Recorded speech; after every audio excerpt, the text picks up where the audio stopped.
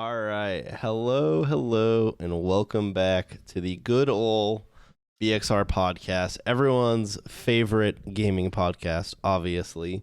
Kevin has returned this week. He's back from his hiatus where he was out in the wilderness playing Halo. We had to fish him out. He was so deep in the Halo Infinite grind. He actually hit Onyx 3 times when he wasn't on the podcast, so yeah, he's been Onyx XP rank. Onyx XP rank he drawn out. Spiteful. Did it 3 times over. The hero we didn't need. But yes, so Kevin is back. Jared and Luke are obviously here, and we got a whole slew of topics we're gonna cover. Probably won't get to them all, honestly, because there's a lot of stuff that has happened in the past couple of weeks, along with games coming out. So yeah, we'll just go ahead and jump on in. First things first, we got to give a shout out to CHL Shade for hitting the max rank in Halo Infinite. This one of the biggest achievements a Halo player can accomplish these days. So 343 rewarded him with a nameplate, so I'm sure it was worth the 72-hour Halo Infinite sessions he said that he played multiple times. So hopefully I'm sure it was one person. And yeah, he gets that and a hearty handshake. Yeah, so we're good job, Shade. Big props to you. You did it, boy. All right. Well, anyways, to real topics. I figured the first throwing some real shade, wouldn't you say? Ooh, hey, he hit the top rank first. All right, you can't discount that. He said it was all one person, so we'll just take him at his word because I don't actually care enough to verify. I don't know if there's a way to verify. Probably not for us, but we'll just have to take it. I mean, there's some long sessions in there. You could maybe claim a human being might be incapable of doing that, but maybe there was some Adderall going on or something. Who knows? Yeah. Don't accuse him of using multiple people. Just accuse him of using trucks, dude. That's better. It's better. Trust. But all right. So I figure the first thing we talk about. I know the FTC is still trying to fight it, but I figured we'd talk about the Xbox Activision merger with the assumption that it's just going to go through because I don't know. The FTC is probably not going to stop it, or whoever the fuck's trying these days. So I figured we would just discuss it as if it finally went through.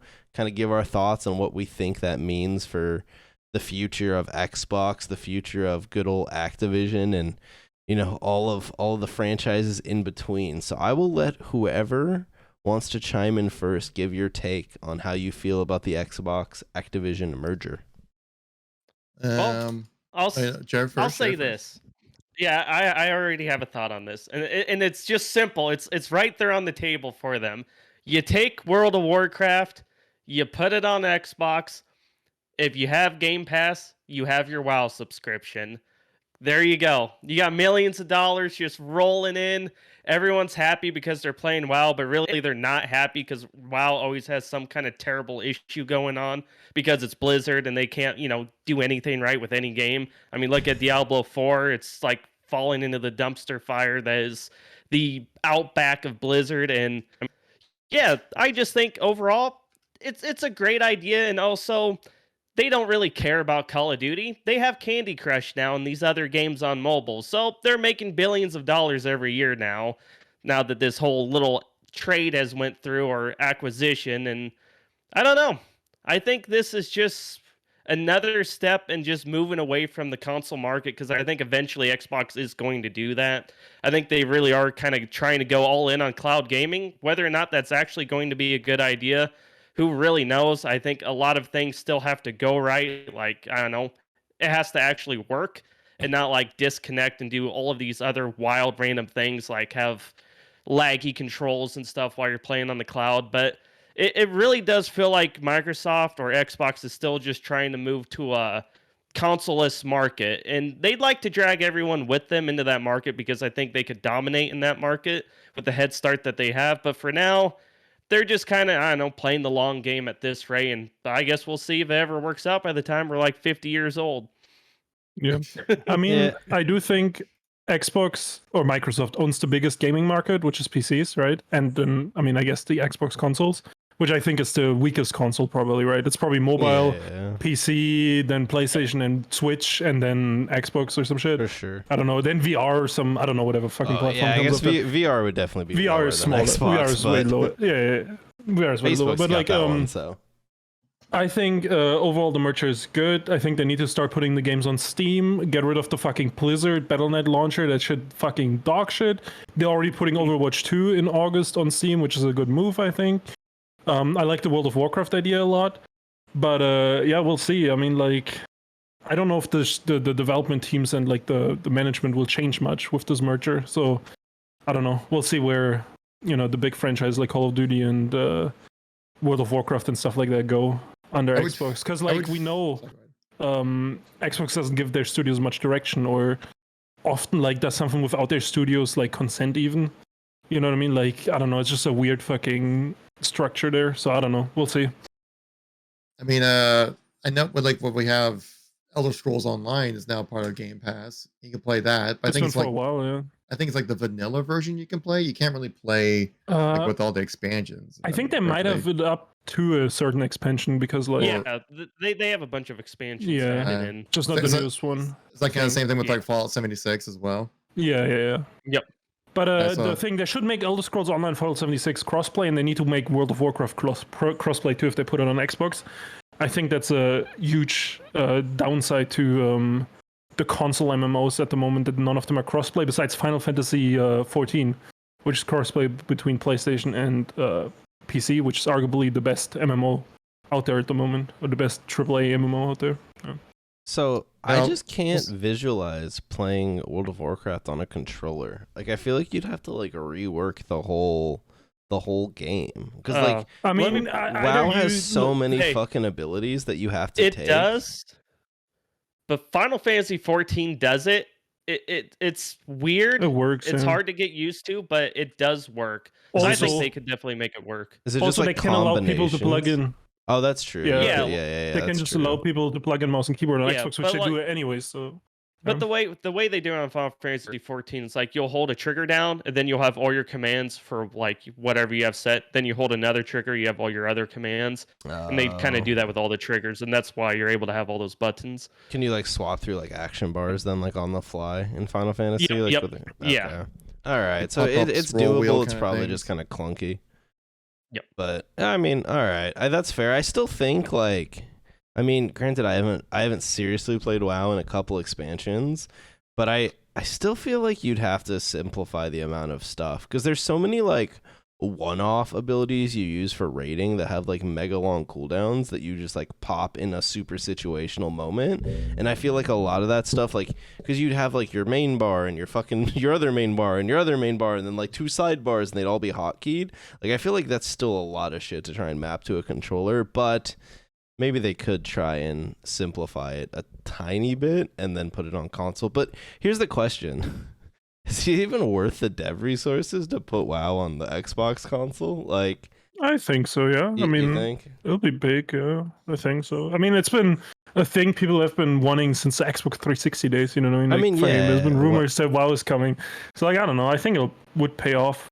Yeah. And I mean, like, also, like, if they put it on Xbox and put it on, I don't know, xCloud, I guess, technically. You could like, put it on, I mean, you could probably put it on cloud without controller support, but either way, you probably need controller support, because like xCloud I mean, I'll have to, you can play it with like fucking on whatever.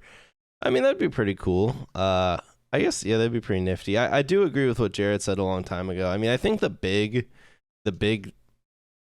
thing that Microsoft probably wanted was King in the mobile market. Plus, also, I know you said they don't care about Call of Duty, but Call of Duty Mobile is actually really big too. Yeah, yeah. Oh, yes. So I think you got Diablo Immortal, you got Call of Duty Mobile, and you got Candy Crush. Like, Microsoft just made like huge headway into the mobile market, which arguably they weren't really in before. I mean, they had like the solitaire shit that you can like download on your phone, but like. The World, the Halo Waypoint app. Yeah, they had some shit. They canceled that. Fossil. Wait, they canceled the Halo Waypoint app? Oh, yeah, they sunset that shit. But think of it this way, right? Mobile now pays for all of Game Pass. Like, it can just fund everything they want to do now. So they could just kind of go wild and see how many users they can build up. And I mean, I do have to say the xCloud stuff on phones and stuff, it works well. Like, I mean, I don't know. Sometimes I'll play like a single player game in bed on it. You know what I mean? Does like, it actually play out well? Doesn't have like crazy input lag or anything? No, I don't think so. And I mean, I'm usually very, very picky about that shit. But I played Persona on my phone with a controller. but the last couple nights. That kind of game would work perfectly because that's it obviously depends RPG. on the game. Yeah, sure.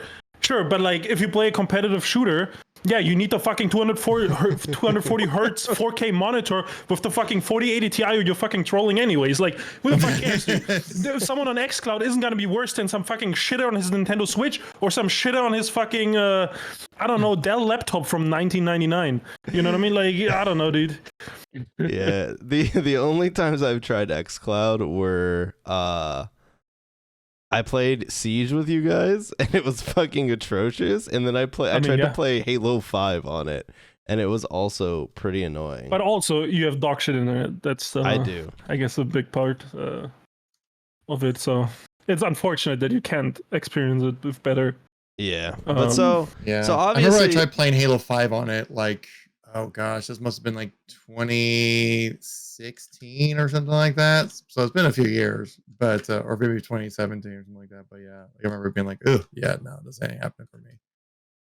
Yeah, no, that's fair. But so obviously, you know, mobile's probably the big thing. But what else do you guys think? Do you think there'll be many other changes? I mean, obviously, like eventually Call of Duty is now going to come to Game Pass, which would be like kind of cool. They also like fixed all the old Call of Duties, which is I mean, I saw some rumor that Xbox like helped with that. I don't know how true that was, but either way, the old Xbox, the old CODs from Xbox 360 work, and I think that is absolutely sick.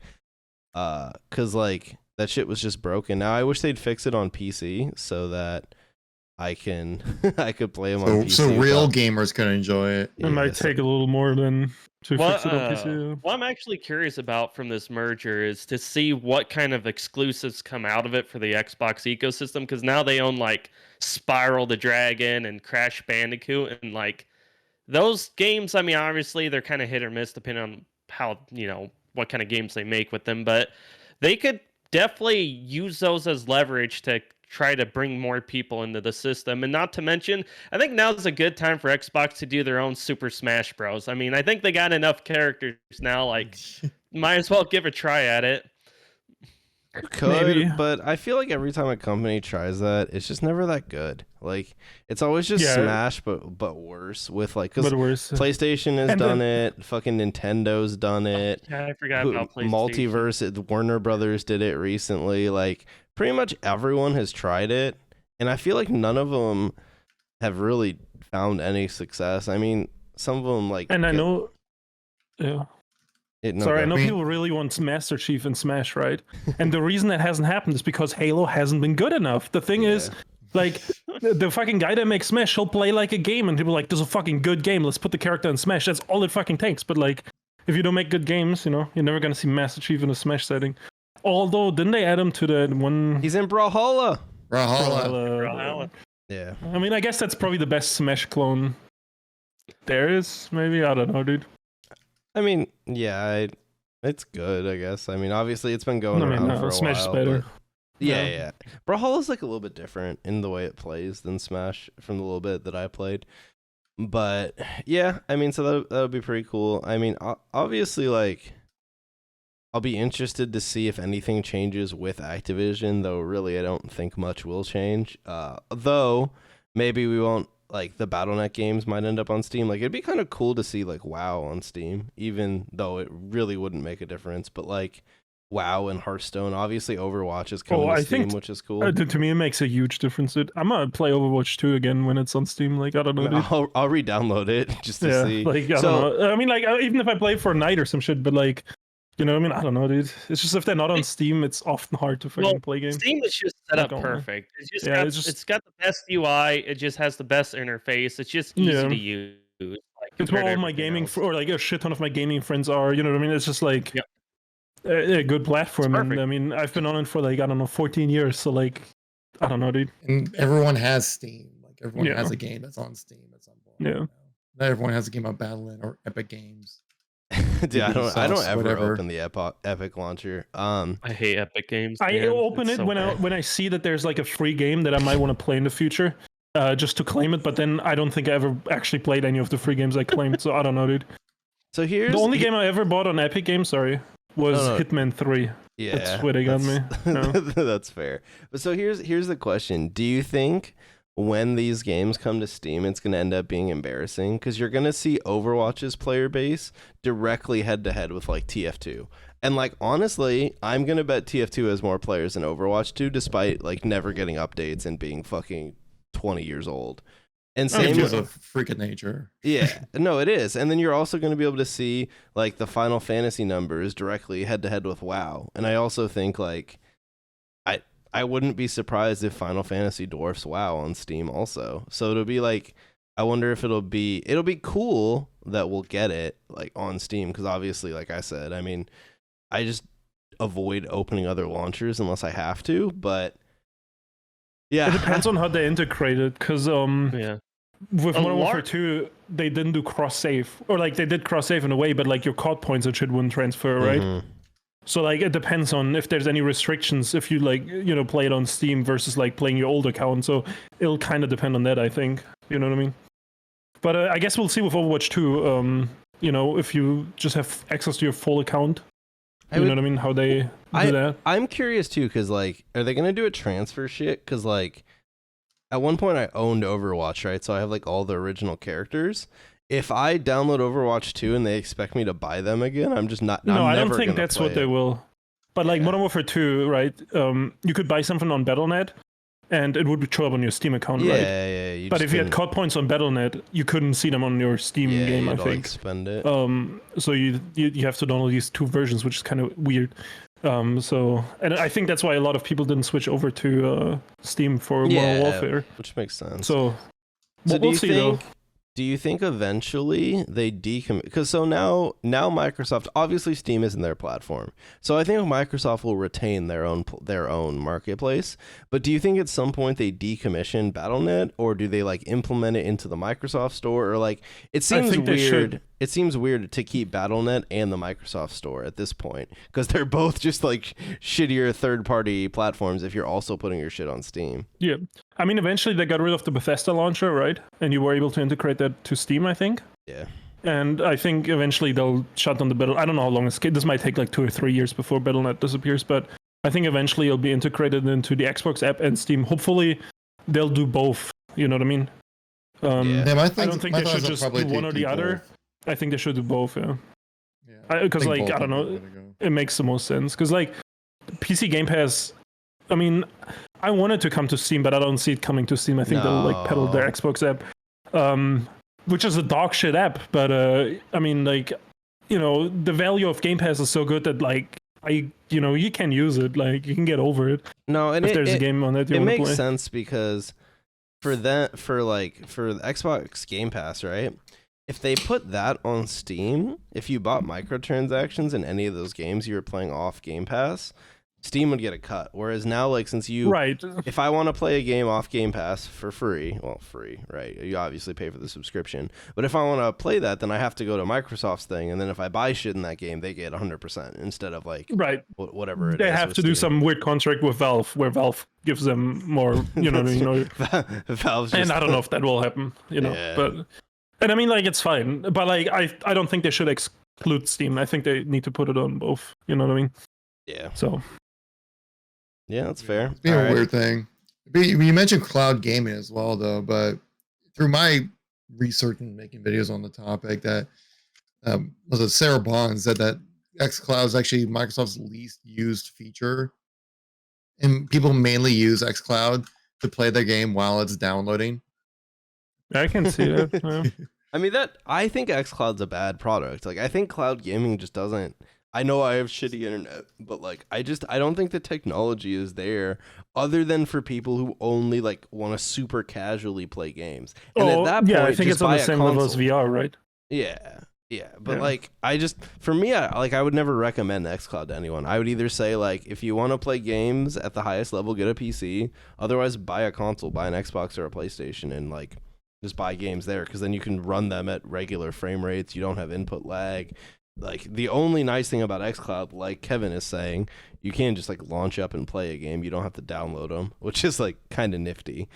But yeah, I think the example they actually brought up in court was that like the intention of xCloud was to like get like people who are like, say, like in like Fiji and like maybe don't have the means to get a console, but still can want to play Halo or something like that. that's true. They I guess can do that. It makes a lot more sense for like maybe like I don't want to.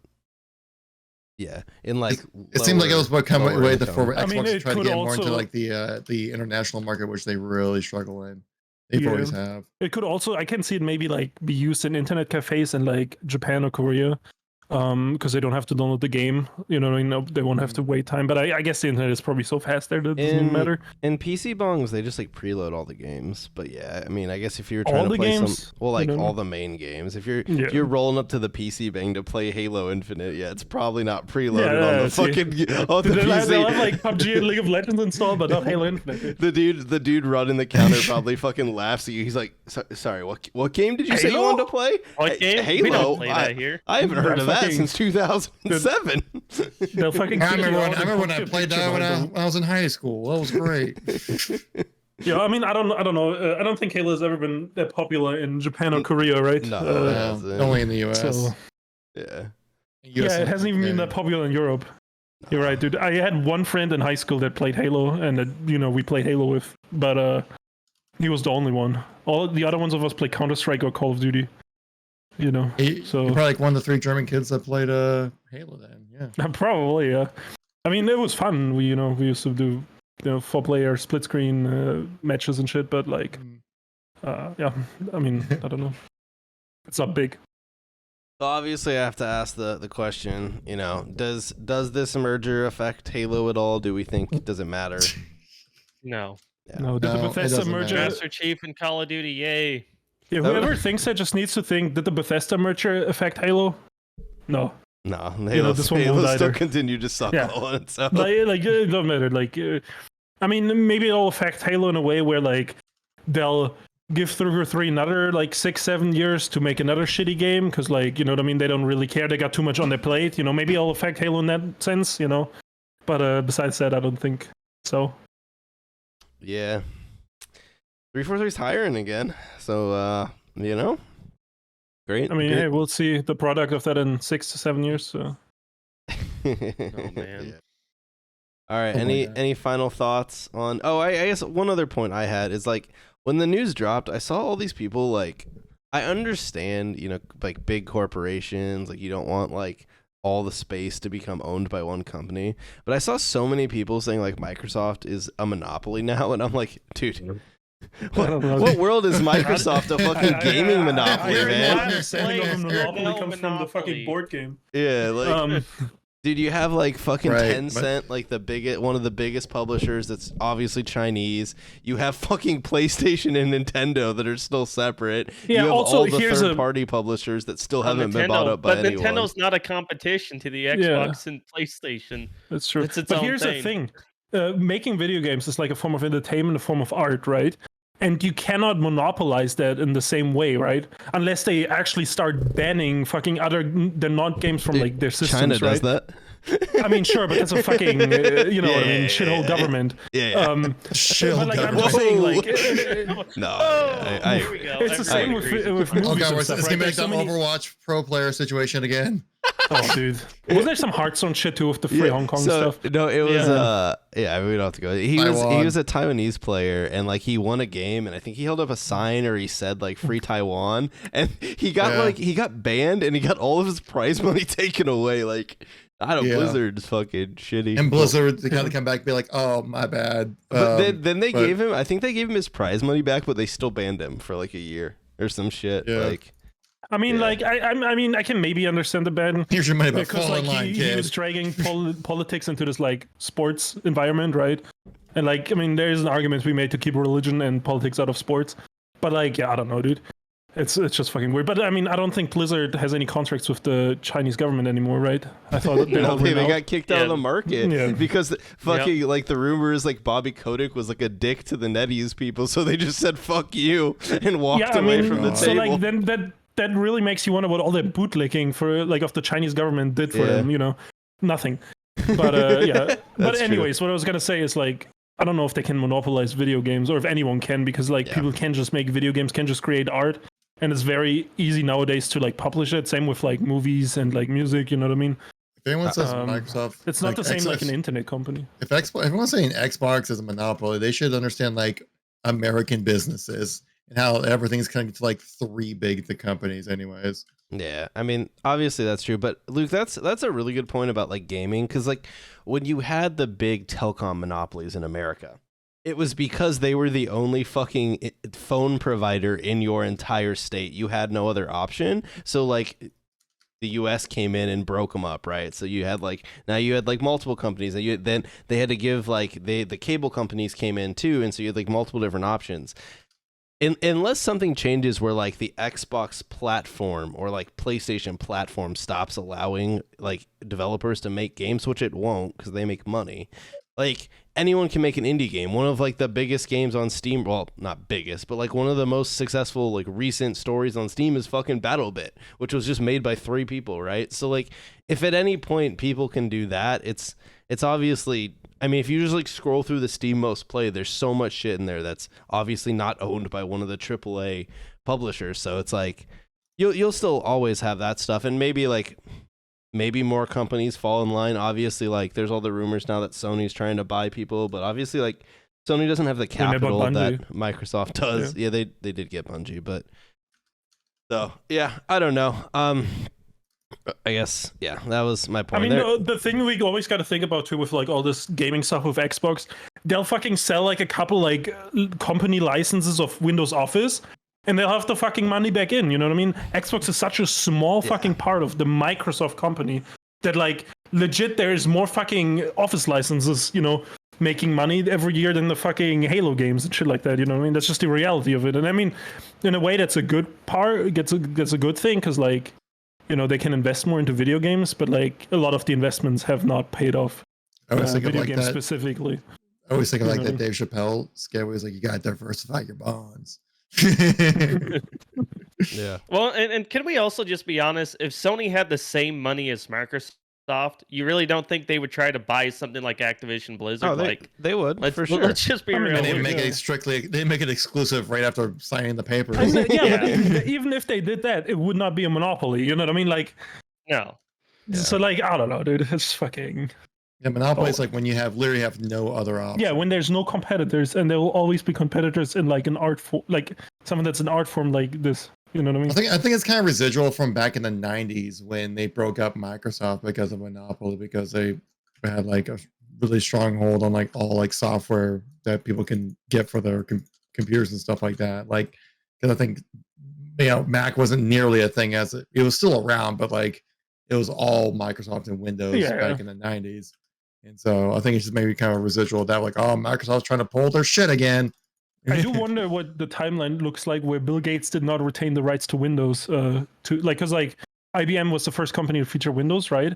And I think he had a contract with them that he is the rightful owner of Windows, right? And then when Windows take off, I do wonder what happened if IBM turned into Microsoft. You know what I mean? What timeline we'd be in? Yeah, I don't know. But yeah, probably a much different one, because obviously, I mean, IBM's still big in their own. It might be a world where Halo's like good. Forward, front facing. I mean, a world where Halo's good. Yeah, no, I think a world where Halo's good is if they put it on the map. Come on, you've seen the movie. Halo would have never existed.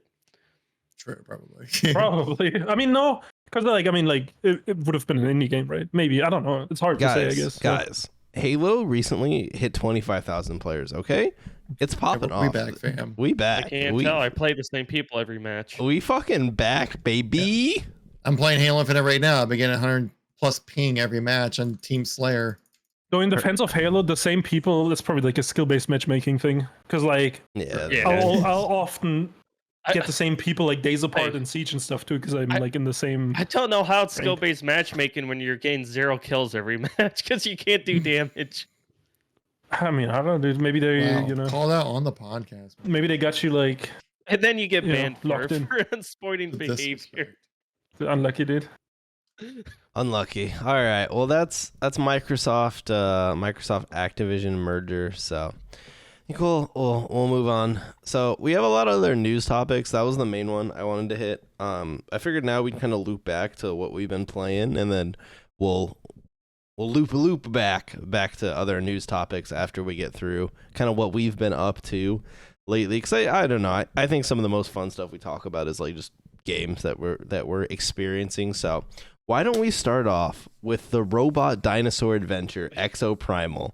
So I think Jared's the only one that played ever this. Made. So Jared, Exoprimal. Jared has made a review of Exoprimal. So if you want his full thoughts, that's probably the place to go. But let's hear it. What do you think about the Capcom delight that is Exoprimal? It's the smoothest, most mechanically sound game they've ever created in the history of Capcom, but nothing about it makes sense. It's an online-only game that's 5v5 that features PvPvE, where you're killing thousands of dinosaurs, completing objectives, racing another team to complete those objectives, and then depending on what route you go, if you're PvE, you'll have a bunch of dinosaurs to kill on the final objective. If it's PvP, your final objective will be like a domination match at the end of the mission objectives. Or you'll have to collect 75 dog tags before the other team. Or you'll escort a cube, like a data cube, to the destination and you're fighting each other. And you got like crazy shit like Dominators is what they're called, where you transform into a giant T-Rex. Or a Triceratops, and you get teleported to the other team, and you can attack them, and it's just a really weird experience. And you have all these exosuits with different abilities, like a sniper that can freeze enemies, or a tank that can charge at people and like stick them to a shield, and it's just really weird. It is like Call of Duty meets Overwatch and what's that one game? Vanquish. I don't know if you guys remember that old 360 game. Yeah. It's just mash everything you can into one game. And also, since it's online only, like every 5 matches, like after your 5th match, and then your 10th match or 15th match, you have the end results screen, and then after that screen, it just goes right into a cutscene, like a single player cutscene that's just out of nowhere, and it just does this all the time to continue the story, even though the story doesn't really continue at all in the matches. And then while you're playing the matches, sometimes it'll start off as a 5v5 match. You'll be to your second objective, and then everyone just gets teleported out of the arena, and now you're in a Destiny raid. You're all 10 on a team. You're fighting a super dinosaur that shoots laser beams and makes black holes, or you're fighting some big Black Knight guy shooting a bullet hell lasers at you. And it's a strange experience. It's not a great game. The first 10 hours of matchmaking is really boring as you kind of get more abilities and stuff for your characters. But the last, I'd say 5 hours of the game is actually really exceptional. Definitely the final mission of the game. It's one of the greatest raids I've ever played in a video game ever. I don't know how so much quality went into the final mission, but I'm this game here could be one of the best games I ever played. Everything else that came before this, I don't know where this came from. And since it's a live service game, quote unquote, it has I don't know, there's some skins you can buy, and a battle pass, but you can't pay your way through the battle pass.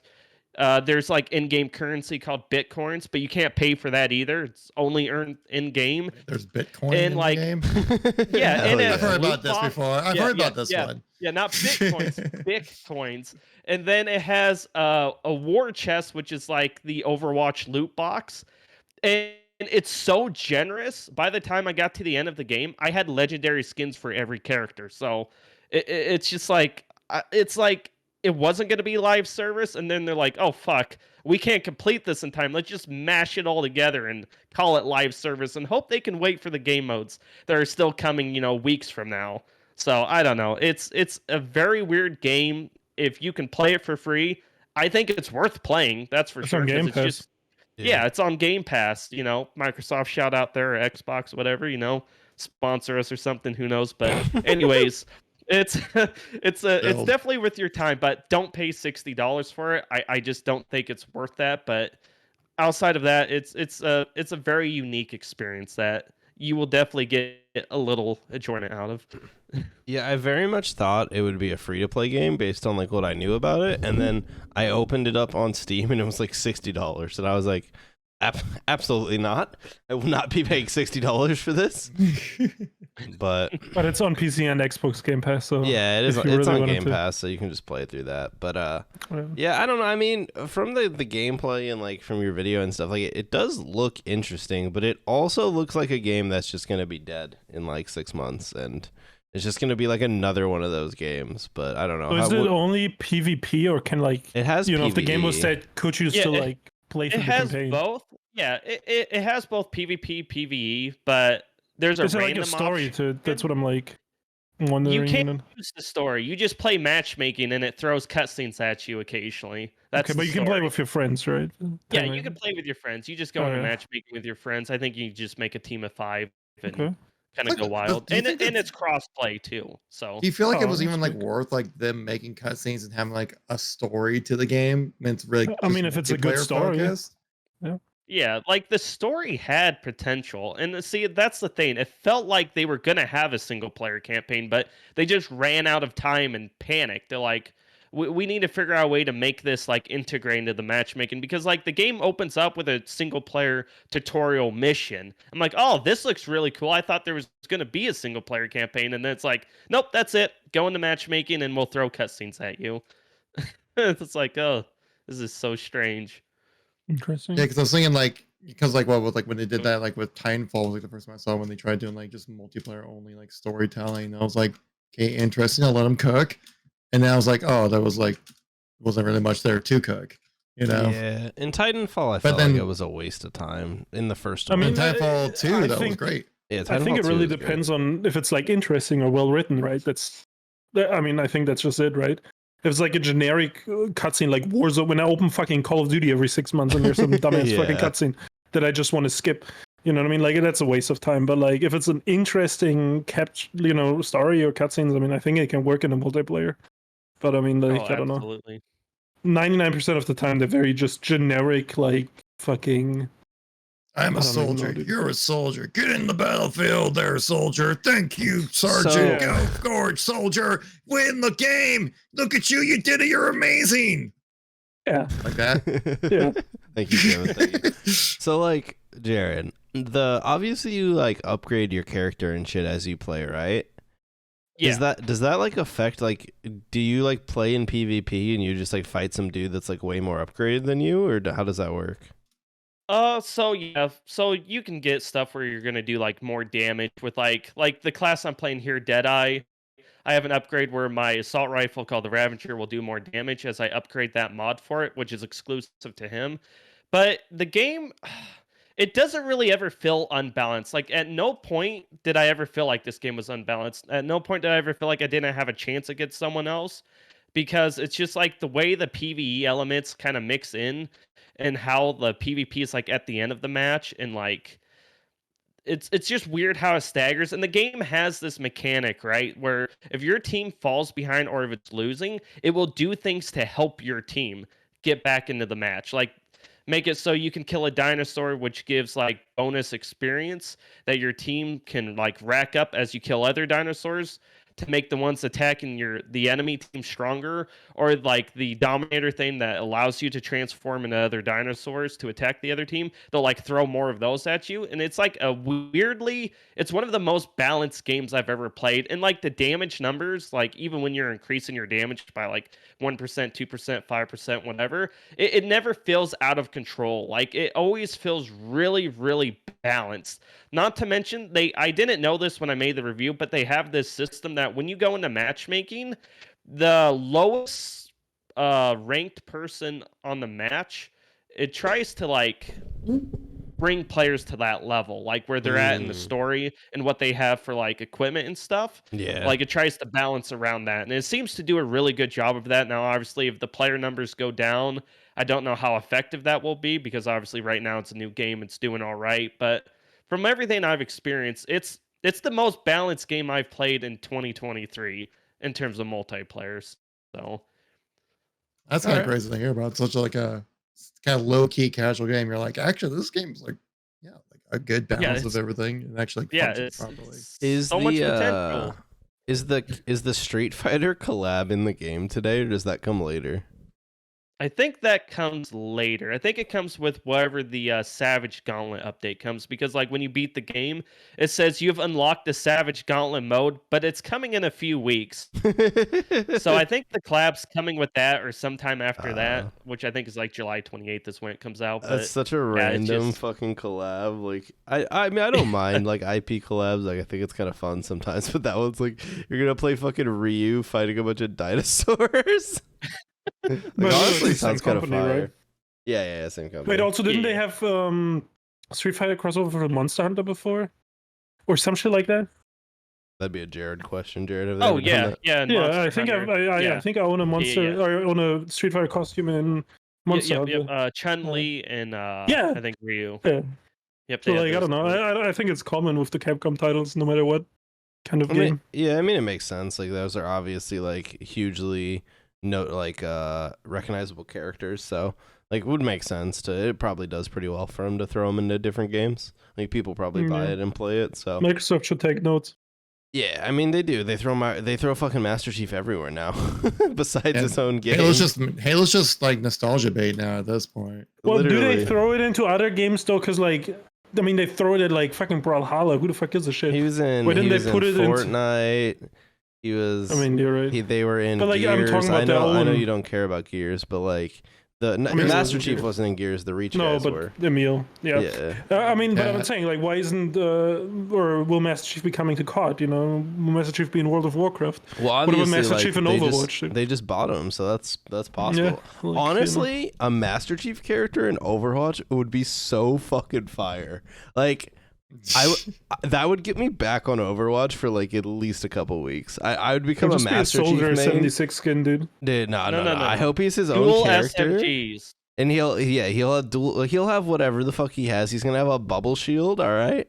He's gonna. I don't even know what else he's gonna do. But he's gonna come out. He's gonna be ridiculously overpowered. All right. And I'm gonna be a Master Chief main, just like I was a soldier main. So. And then they'll nerf him, and then I'll never play the game again. But no, I think with Microsoft now owning so much IP, they have the potential to do like really cool IP like mashups if they want to. Yeah, it'll just be like it'll just be dependent on if they want to like, because obviously I don't think they will, because like Master Chief wasn't in Doom and stuff like that. Yeah, that's what I was gonna say. Like. Eternal came out before they owned it, so like maybe that's why. But like, I feel like Doom skins. I know Infinite's like not relevant, so maybe that's why they never did it. But like a Doom fucking Fracture would have been so cool. Like you could run around as the Doom guy, like as a Doom armor core. Like that would have been so sick. But obviously, I think these cross promotions and stuff they work, because I mean like. I don't know, it's just for the fans, you know what I mean? Like, I don't know. I think can't do that. Companies that do that usually have a certain charm to them. You know? Yeah, and that was a thing with like, yeah, that's true. Yeah. that was a thing though with like the Blizzard stuff, because like a lot of their games would tap into the Warcraft universe, right? Like Hearthstone and stuff, and that's why like. Well, that was kind of cool. Heroes of the Storm was literally a game where they mashed up all their IP into one game, which like. I never liked the Heroes like gameplay, but the IP of Heroes is like so cool. You can like fucking play Tracer, and then on the other team they'll have like Garrosh, and you're like, this is actually kind of sick. Playing Diablo and shit, I don't know. I loved Heroes of the Storm. I know why it failed, because it was a MOBA, and there was already 2 MOBAs that were competing. They were so late. First of all, they were so late. Wait, they were so fucking late, but Nintendo was even later. Didn't they put out a fucking MOBA like 2 or 3 years ago, dude? That's Pokemon already dead now. Yeah, Pokemon Unite. I think it's still playable, but yeah. I mean, it is still playable, but like I meant like it's dead. I saw all the esports teams shut down a year or two ago and shit like that. But also it's pay to win.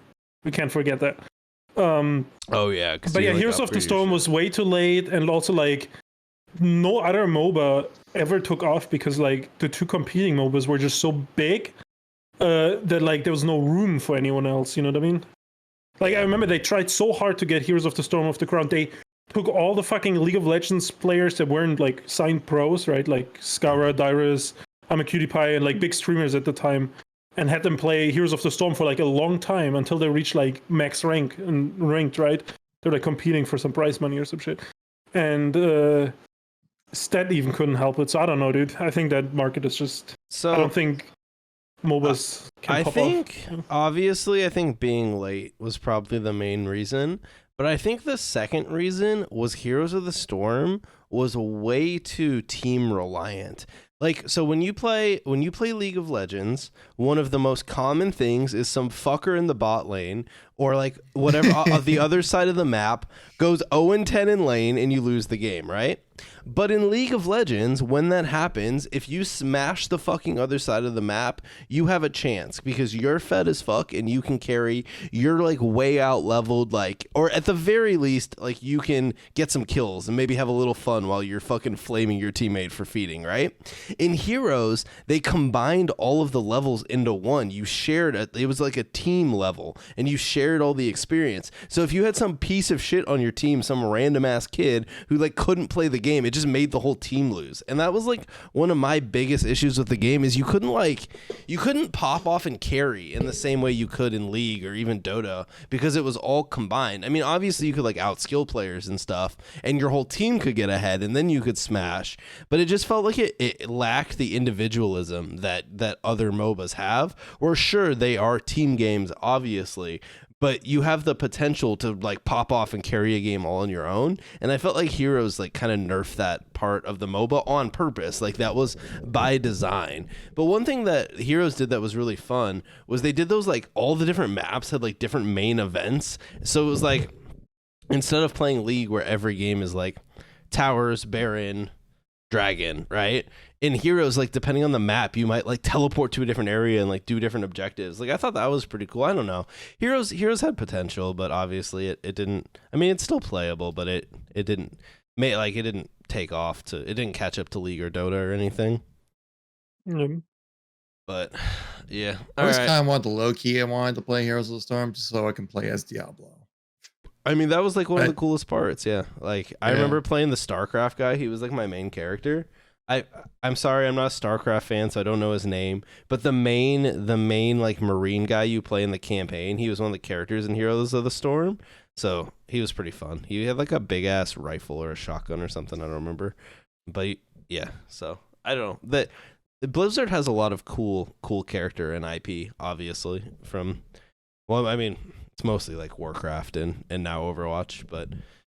Yeah, well, Diablo 2. Never mind. I'm going down a tangent. Anyways, did we have any final thoughts on Exoprimal before we move on?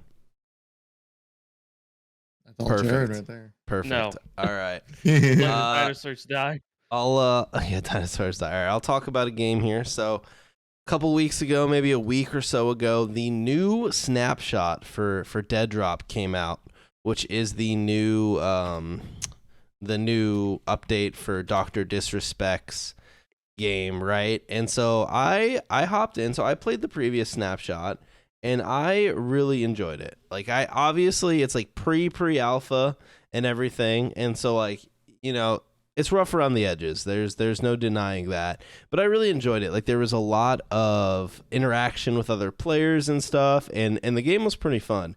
But this update, they finally added squads. So me and Jared hopped into play, and dude, I was so let down. Like I don't know if it's broken or what happened, but they like killed Prox Chat. Like no one uses it anymore.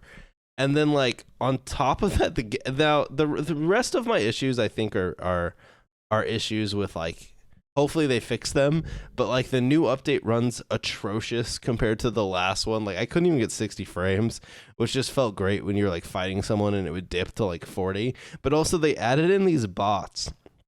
that are supposed to they're supposed to come and pick up the loot from people who die. And Jared can attest to this. They're some of the stupidest fucking AI I've ever seen. Oh man, they don't shoot. They don't hardly. Well, I guess they shoot sometimes, but they just kind of stand there. They sound, I don't know, like use the force. I don't know, like Darth Vader or some shit, and they just I don't know. They're great target practice. This is just a training mode essentially. I don't know why they're there. I think they just make everything more laggy.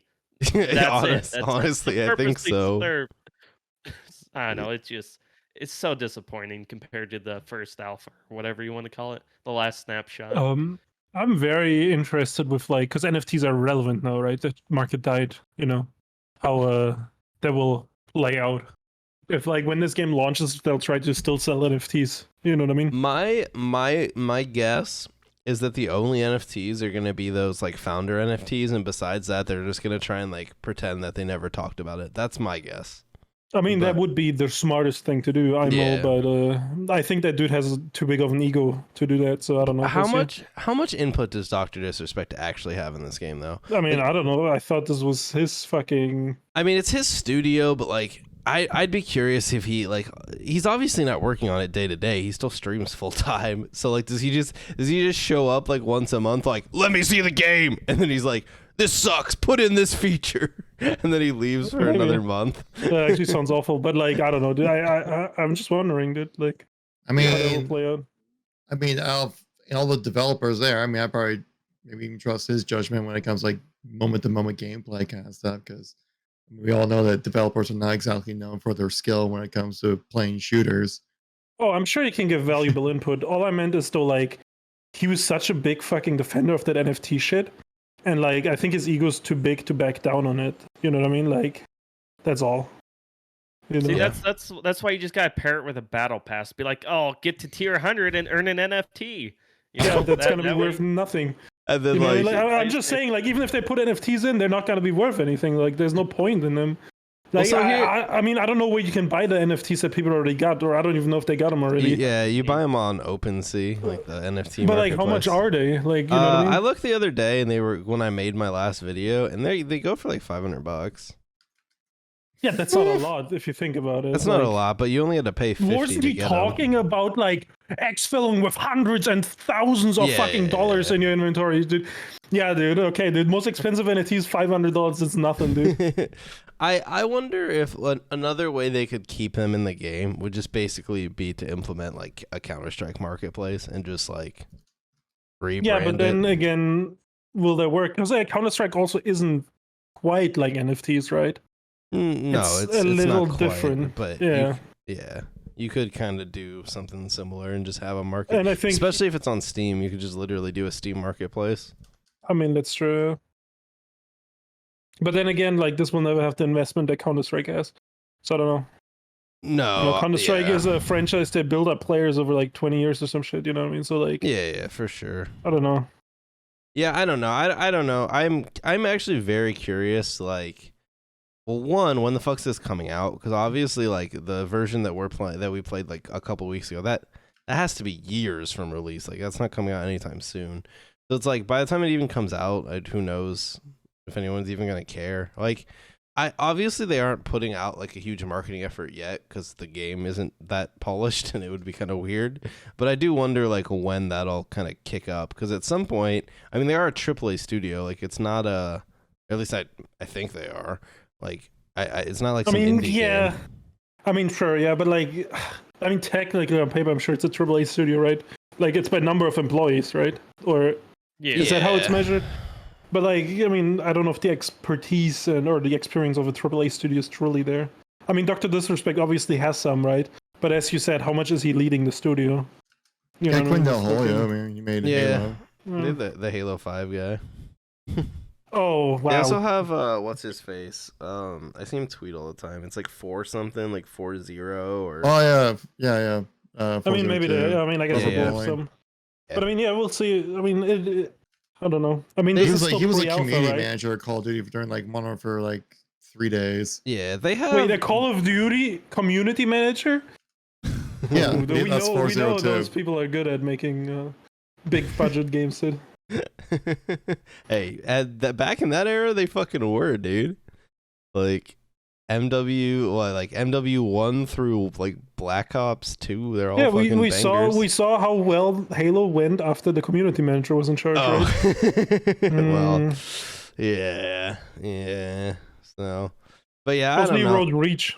Basically, I was disappointed by the recent update for Deadrop. So we'll see. We'll see if it maybe next time. I mean, this is like the first time they've implemented AI, right? So yeah, I don't know. they were like, new in this update. So it's so early in development with this game. I think it's more just like testing that, getting real player data of like how they interact, and so they can tweak that from there. Rather than, like, and I mean the expecting that performance polished issues, product like you would expect, like with Halo bots or something. You know? The performance issue with the AI is definitely understandable too.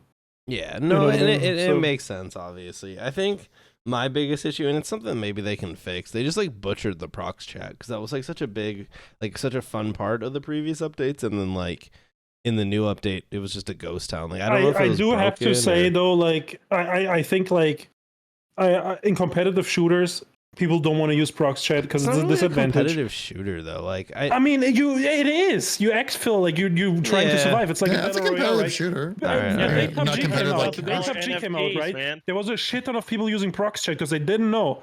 But a week later, everybody turned that shit off because you're trying to win. You're not trying to like get a disadvantage by people hearing you, right? And that's just the reality of it, right? And it works for BattleBit because it's a more casual shooter, right?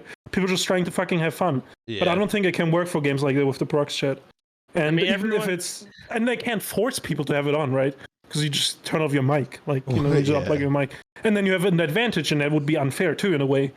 You know what I mean? So, like, I think... I don't know. Procs chat for competitive games like this is... I don't know. Not what people want. I mean, it's... Like you're kind of echoing what you're talking about, saying like it's a competitive game. Like, yeah, it's a game where you play against people and you try to win. Like, it's a competitive game at nature right there. Yeah. It's kind of like when people, I mean, like some people kind of try to say like, well, competitive as in like Counter-Strike or something like that. That's a competitive game. And Halo's more of a social game or something like that. But I'm like, ultimately you're playing against each other trying to win. So that's competitive at its core, and like right there. In games like BattleBit, like the winning part isn't as big, right? Because like it's like so fucking massive and like you hear your teammates a lot and shit. Yeah, and like in BattleBit, you personally feel so irrelevant to the outcome of the game. Yeah, that's what I'm saying. Like, it's a little weird. But like, I don't know. It's the same reason fucking NFL coaches cover their mouth when they're like talking. You know what I mean? Yeah, for sure. So, I don't know, dude. No, that makes sense. But all right, Kevin or Luke, what have you been playing anything fun recently? Luke, I don't know if last time we did the podcast I already owned BattleBit, but I did buy BattleBit. That's true. And it's pretty good. I put like 8 hours into it since I bought it, not too much. But it's pretty fun, pretty nice little game.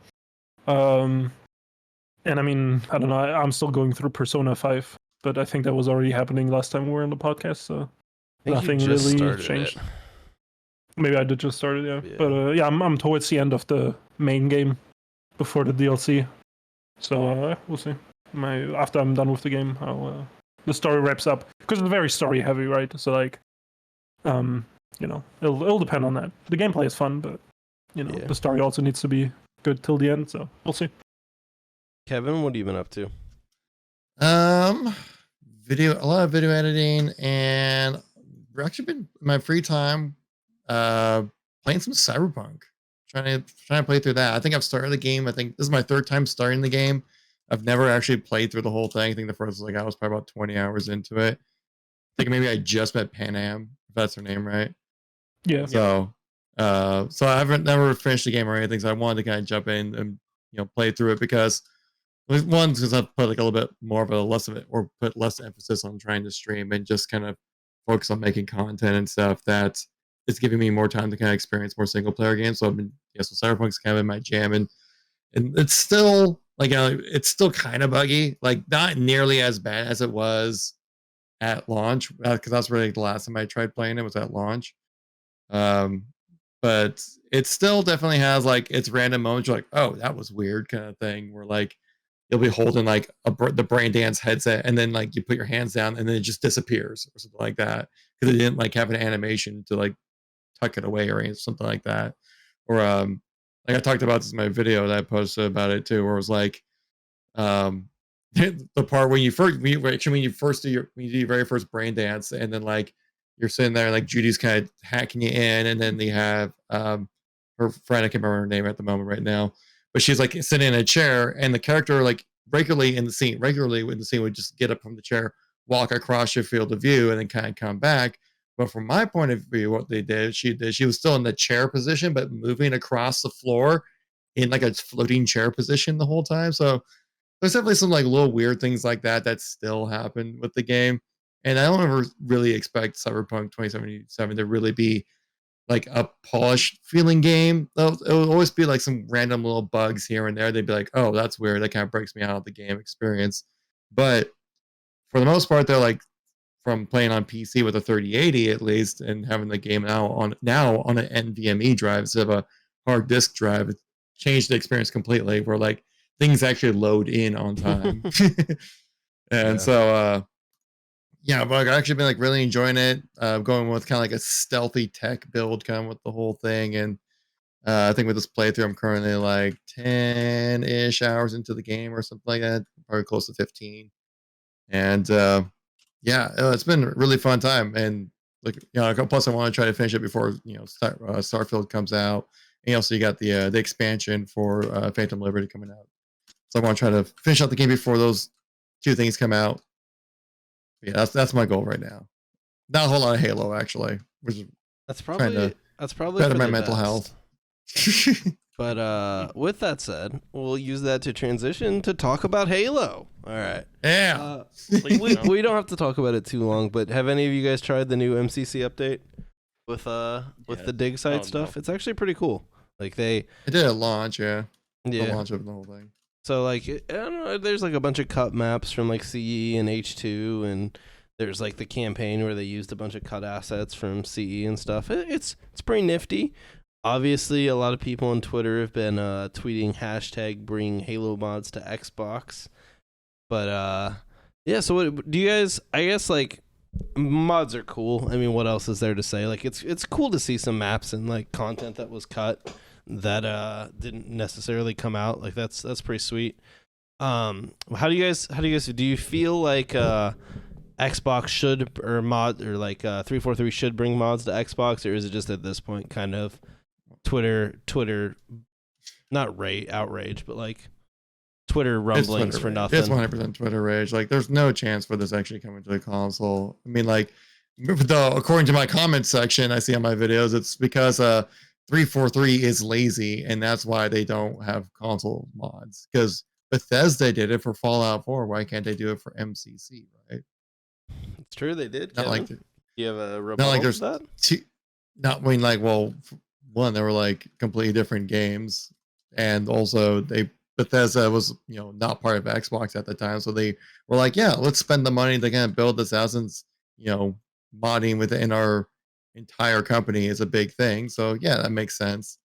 But now you're with Microsoft. Microsoft's gonna be like, how about can we charge money for that? They'd be like, well, no, not really. And like, well, how about we don't build out a team for legal reasons? Because obviously working in an IP that's obviously licensed or copyrighted, that like mods themselves alone need like a whole like legal team to just review. And then if you're gonna bring it on console, you need to make sure that everything that you put on there is like reviewed by a person and is good. So like a whole team for that as well.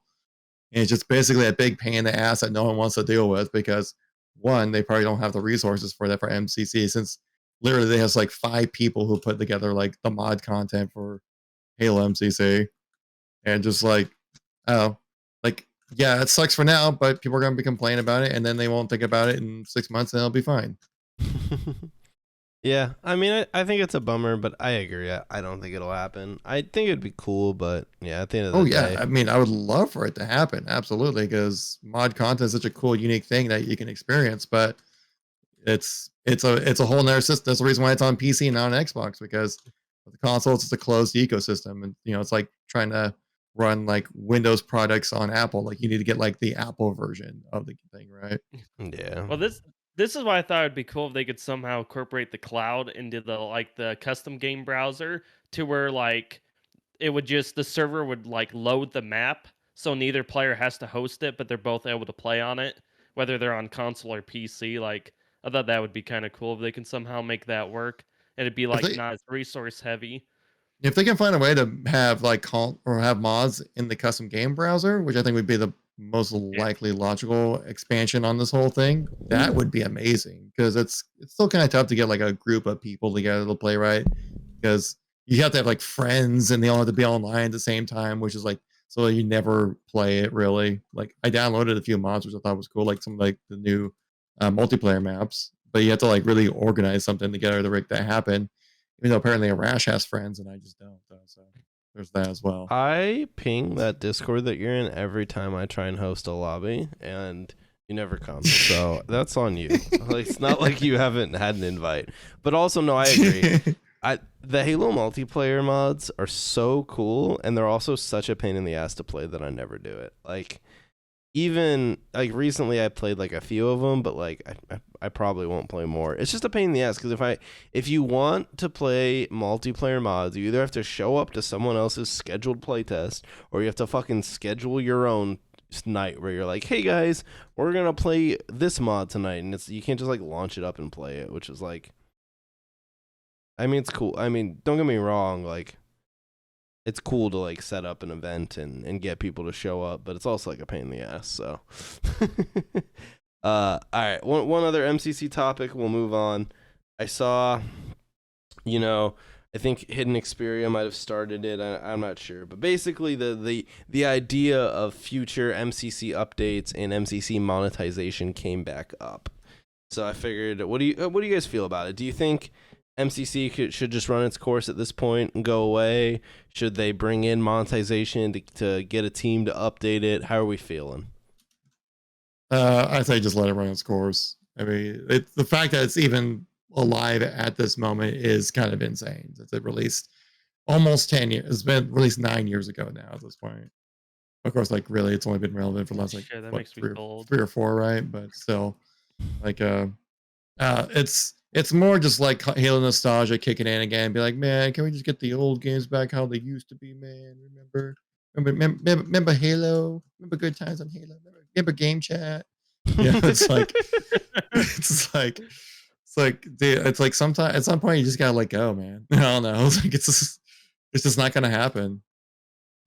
Yeah. I mean, they played around with the idea and like it's not gonna happen because people shot it down. And I think also, like, I think MCC is also supposed to be more just kind of like a way to preserve the games rather than like be a current live service for a Halo experience. Yeah, I mean, I agree. As much as I'd love to see Halo 3 be relevant again, yeah, I agree. It should probably just run its course. And like, they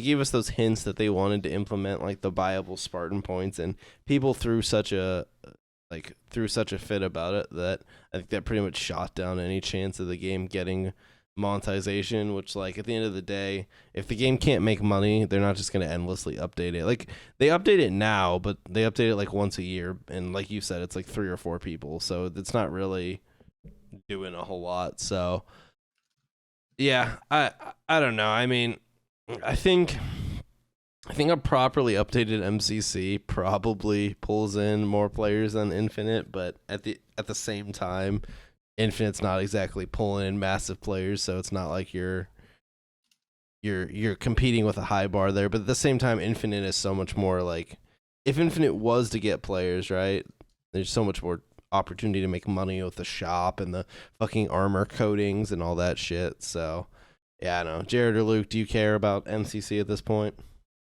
Not really. And that's kind of the whole deal, right? If you're gonna like monetize MCC at this point, why the hell did you ever make Infinite to begin with? You could have just converted it to free to play, made it a live service like Halo Hub for, all the players to come join in and have a good time with nostalgia. You could have added in Halo 5. You could have took all these dev resources and just focused on it. And really, Halo would be in a much better place if they did that, but obviously, we didn't go that route, and now we're just in a spot where we just got a couple dead Halo games that just a few hardcore players play, quote unquote. I mean, everyone else says the games are alive and kicking really well, but let's just be honest, Halo is just like you said, living off nostalgia. That's just what it's here for. Till the next game comes out, and then we could all be disappointed again.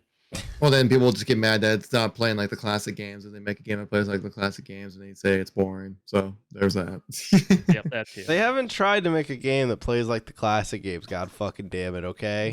Infinite does not play like a classic Halo game. Like, you fucking curb slide across the map. Like, it's a different game. I mean, Infinite's fine, but like, it's a dumb debate, and I don't really care at this point. But like, I hate the people that like pretend that Infinite is this like throwback Halo game when it's its own fucking thing. It's like the middle ground between classic Halo and Halo 5. Like, it's fucking somewhere in between, but yeah, whatever. Okay. Moving on from MCC and Halo. So obviously we talked about it a little bit during the Xbox merger. Luke woke up. Recently Xbox fixed the servers for a lot of the old Call of Duty games, which is like super cool. So like all these people are hopping back on like MW2 and MW3 and like Black Ops 1, which is like, as an old person that fucking loves nostalgia, you know, that's my shit, dude. Old Call of Duty is my fucking, that's my shit right there. But in the process of fixing the old Call of Duty games, they broke an FPS game called Shadowrun, right? So this community was like, hey, you broke our Xbox 360 matchmaking for all two of us. And somehow they got enough buzz that Xbox went and fixed it. And when they did, like some different company or some different news websites like ran news articles. And so like all these people went back and like this past week have been checking out fucking Shadowrun, which came out in 2007. And it's this like, it's this weird hodgepodge, like class-based ability shooter that some people do have like fond memories of. And so I got the chance to play it for actually the first time because I never played it back in the day. And honestly, Shadowrun, kind of fun. Like it was a little bit ahead of its time. Like I don't know if I'll like frequently hop back into Shadowrun, but the like few hours that I played the other night, honestly, kind of wish I would have played it back in 2007. So like, Cool, what's the IP? I love Shadowrun. Xbox. So much. Xbox. Oh, interesting. Yeah.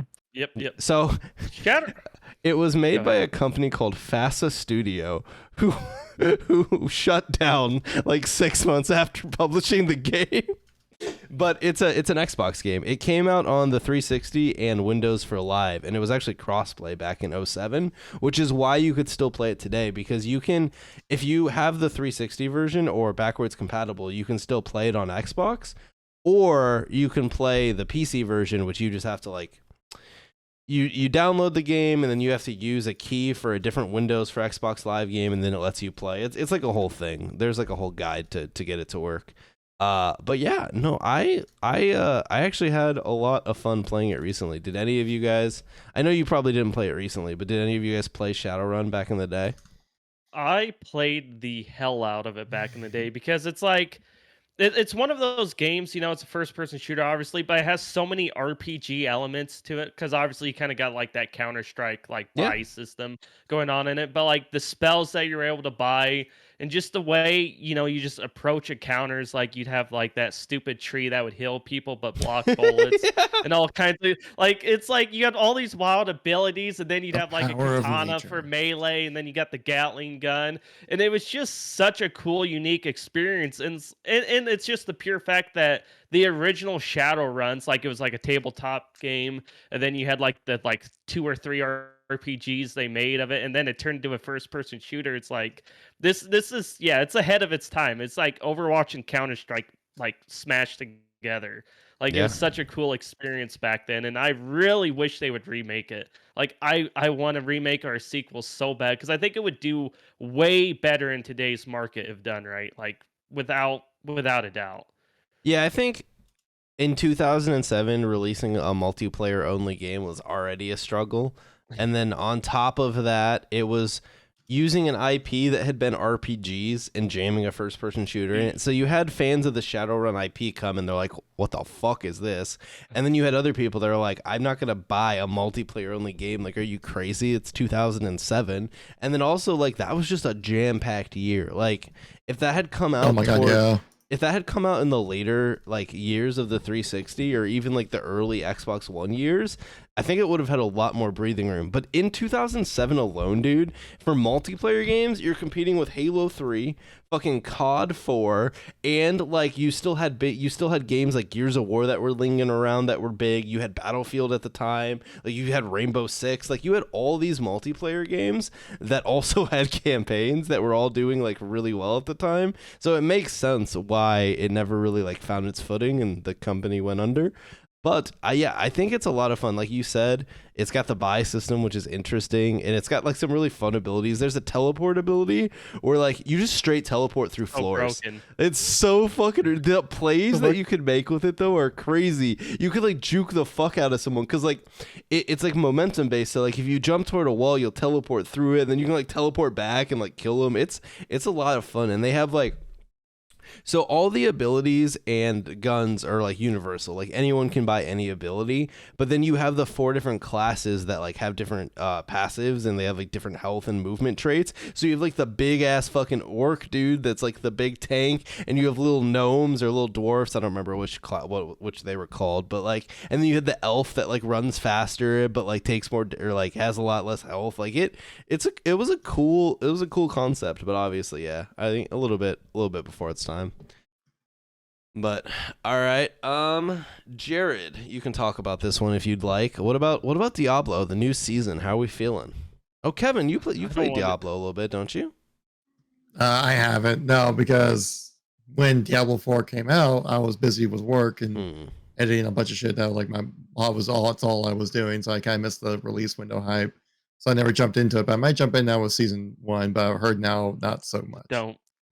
Well, it's one of those things. Like, I don't want to say too much, just purely on the fact like I'd like to put time into it and see how I really feel about it, and just not go off of what everyone's saying. But from what little I've experienced, it's just basically everything takes longer now. Like it takes longer to kill enemies, cooldowns are longer. Like obviously there was a lot of bug fixes in the game, but like there's just stupid stuff they added in. Like there's these malignant hearts, which are like this, I don't want to say necessarily end game item, but it's like this new item that has like new abilities. Like there's offensive ones, defensive ones, whatever. Like there's different ones, and like resistance is a stat in Diablo that obviously it's self-explanatory. It's resistance, ice resistance, fire resistance, whatever, resistance to magic. It's like a key trait for sorcerers, which is what I like to play. And one of the new malignant hearts give you more resistance to like spells and stuff, but the stat is broken in the game, and it's not going to be fixed till season 2. Like it does nothing at all defensively, basically, compared to the other stats. And Blizzard has acknowledged that it's broken, but they're not fixing it till season 2. But yet they add in items that buff that stat, but yet the stat don't work. It's like, what are we doing here? Like, are we trying to fix the game?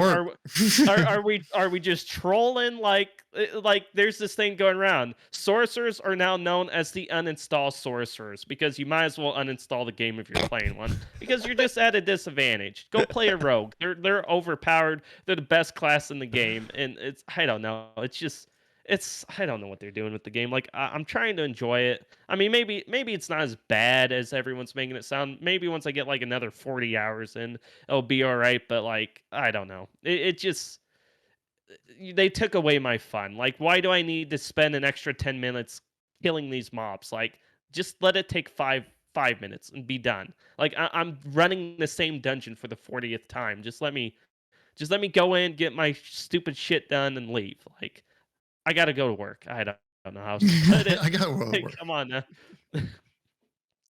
Yeah. So like when it came out, obviously there was people that didn't like it, but I felt like the general consensus was like, "Yo, Blizzard, like they're back. Like Diablo 4 is a banger." But it seems like it's like quickly falling off the rails here. Is that kind of what seems to be the case? Yeah, absolutely. A lot of people I know, they've just stopped playing it already, because it's like they have, like, Blizzard has this weird thing, right? Where it's like someone's using like a skill too much, right? And they think, "Oh, this skill is overpowered. We need to nerf it." Where in reality, it's not that it's overpowered. People just like using the skill because it's fun. Yeah. It's like it's not better than these other skills. It's just a fun skill to use, and they're just like, yeah, it's overpowered. Let's just the spreadsheet says it's bad, so let's go ahead and nerf it. Yeah. No, yeah, that's I think with like PvE games too, it's like sometimes it's okay for stuff to be like stronger. Like it's just fun for players, or that's the whole point. You're not like obviously like you don't want some I guess like obviously there's like, you know, you try and push as far into the game as you can. So like there's some balance that needs to be done, but yeah. I mean, I don't know, for PvE content, like back in the day there was no balancing, right? Like, or barely for PvE content at least, you know what I mean? And like it's fine. Like if a boss is hard, or like I don't know, think about I think it's one of the first Pokemon generations. That like fucking that one Wendy or some shit, she had like a mill tank. Oh, and it was so fucking hard to get past that, and like but like I mean it's good, it's okay, like they didn't need to fucking update Pokemon, but you know what I mean, like it's just like it's just a hard fucking gym leader. It was like the 4th gym leader, and you had to like have certain Pokemon to get past it, I guess. But like I don't think it's a bad thing, just leave it the fuck alone, you know what I mean? Yeah. Well, it's also the thing with like Diablo 2 as well. It's like an online game. Then it's gonna be, and it's cooperative. You have to play with people that like people would just end up just grinding for that build every single time, or whatever is the most like meta version of the game. So then they can have a little bit better of a balance. So then a little more variety. So then not everyone's playing the exact same way as everyone else. Yeah. It's like it's all about the loot. But if you're all just trying to get the same loot, especially since there's also trading in Diablo 4 as well, that it can be problematic. But yeah, like having something like resistance just like not working, you're saying like a major stat just irrelevant to the game. Like how's that get past? Like quality assurance. That's just insane. Yeah. Like don't you just boot up the game and realize, oh wait, this isn't working. Well, dude, it's that meme that the developers don't play their own games, dude. Yeah. You know? I mean, yeah, but you're busy making it to play it. Yeah. All right. Well, that's Diablo. I guess we can talk about the live service generation takes another victim. So if you didn't see, Gundam Evolution, which came out not even a year ago, is shutting down this year. R.I.P. Gundam Evolution. If you've never played the game, it's Overwatch but with Gundams. Honestly, it's pretty fun. It obviously also didn't do it since it is shutting down. I will be honest, I was a little surprised because I just like had this assumption that the game was bigger on PlayStation than it was on PC, which clearly must not be the case if it's shutting down. But yeah, it's like kind of a bummer because it was like kind of a fun game. But my like vague understanding, because like I hop back into the game occasionally, but I don't play it all the time, is I know a lot of people complained that like basically all of the updates for the game were just them trying to milk more money, because they put in new characters but you had to buy them, they put in new skins but you had to buy them, like, and the prices were like pretty high, so it was basically like a free to play game that was just trying to get you good. But yeah, I don't know, did you guys play any Gundam Evolution? What were your thoughts on it? Yeah, I mean, I played it. I mean, we played it, right? A couple nights, and I played it on Xbox when I don't know if it released on Xbox later or some shit, but yeah, like, I mean, I thought it was an alright game. I mean, obviously, you know, it was just an Overwatch clone with Gundams, but I mean, yeah, I don't know, dude. It's hard. Like, so these games, like, all these games will disappear, right? And they'll be not playable, which is like a big preservation issue, I think. And like, what I also think is the issue, like games from back in the day that like didn't do that well or some stuff, right? Over the years, they can still get a cult following, right? And people like the Shadowrun thing, right? You were just talking about, right? That game never disappeared or was never unplayable, like, or like, I mean, obviously the servers were fucked, but like, you know what I mean? Like it was able to cultivate a following in a way, and like these live service games shutting off like a year into their life cycle, they'll never be able to get that. You know what I mean? I don't know if it's a little short-sighted to shut it down completely, you know? Yeah, and I always wonder too. I mean, I understand cutting development, right? If the game's not making money, it obviously, like, you don't keep putting out new seasons. Although fucking Gundam Evolution still has like 2 seasons coming out or some shit before it shuts down, which makes no fucking sense. But like, obviously it makes sense. If you're losing money on a game, like, you're not going to keep putting out seasons, but it's a bummer that like these games also just shut the servers down. Because like how much do these servers really cost? Like fucking Bandai Namco, like that's not a small company, right? You're telling me they couldn't afford to keep a server. You're telling me they couldn't afford to keep like a few Gundam Evolution servers up, because there was still like 1 to 2K players on Steam. It wasn't like the game was dead by any means, and sure, it would possibly dwindle over time, or like you said, it might pick up like a niche cult following over the years, and it already kind of had one. I mean, Gundam Evolution like had its fans, right? Because it was like a good mashup of like a class-based shooter plus an IP that is pretty popular, right? And there's so many games like it. I just hate I'm not a big fan of live service in general, but the thing that I hate most about live service is you have all of these online only games that, like you said, they die like within a year. The amount of games in the past couple years that shut down completely within a year of coming out is insane. And it just stinks. Like there's so much, it's so fun to like go back and like experience old things, and like all of these multiplayer only live service games, basically if you don't play them on launch, you just never get to play them because they just shut down. Like there'll be a bunch of games from this era, like they'll just be forgotten. Like future generations, like I mean, sure they can read a Wikipedia article about it, but like they won't be able to go back and experience them. You know, it's a shame, because like at the end of the day, like I mean, there was some value to Gundam Evolution, and you know, even if not many people continue playing it, I think it's better if these games exist and the games getting shut down. So I don't know, dude. Yeah. But well, that's just the era we live in, and we'll see how badly that will actually hurt gaming, or if it's irrelevant on a grand scale. So. I wish more companies did what Knockout City is doing.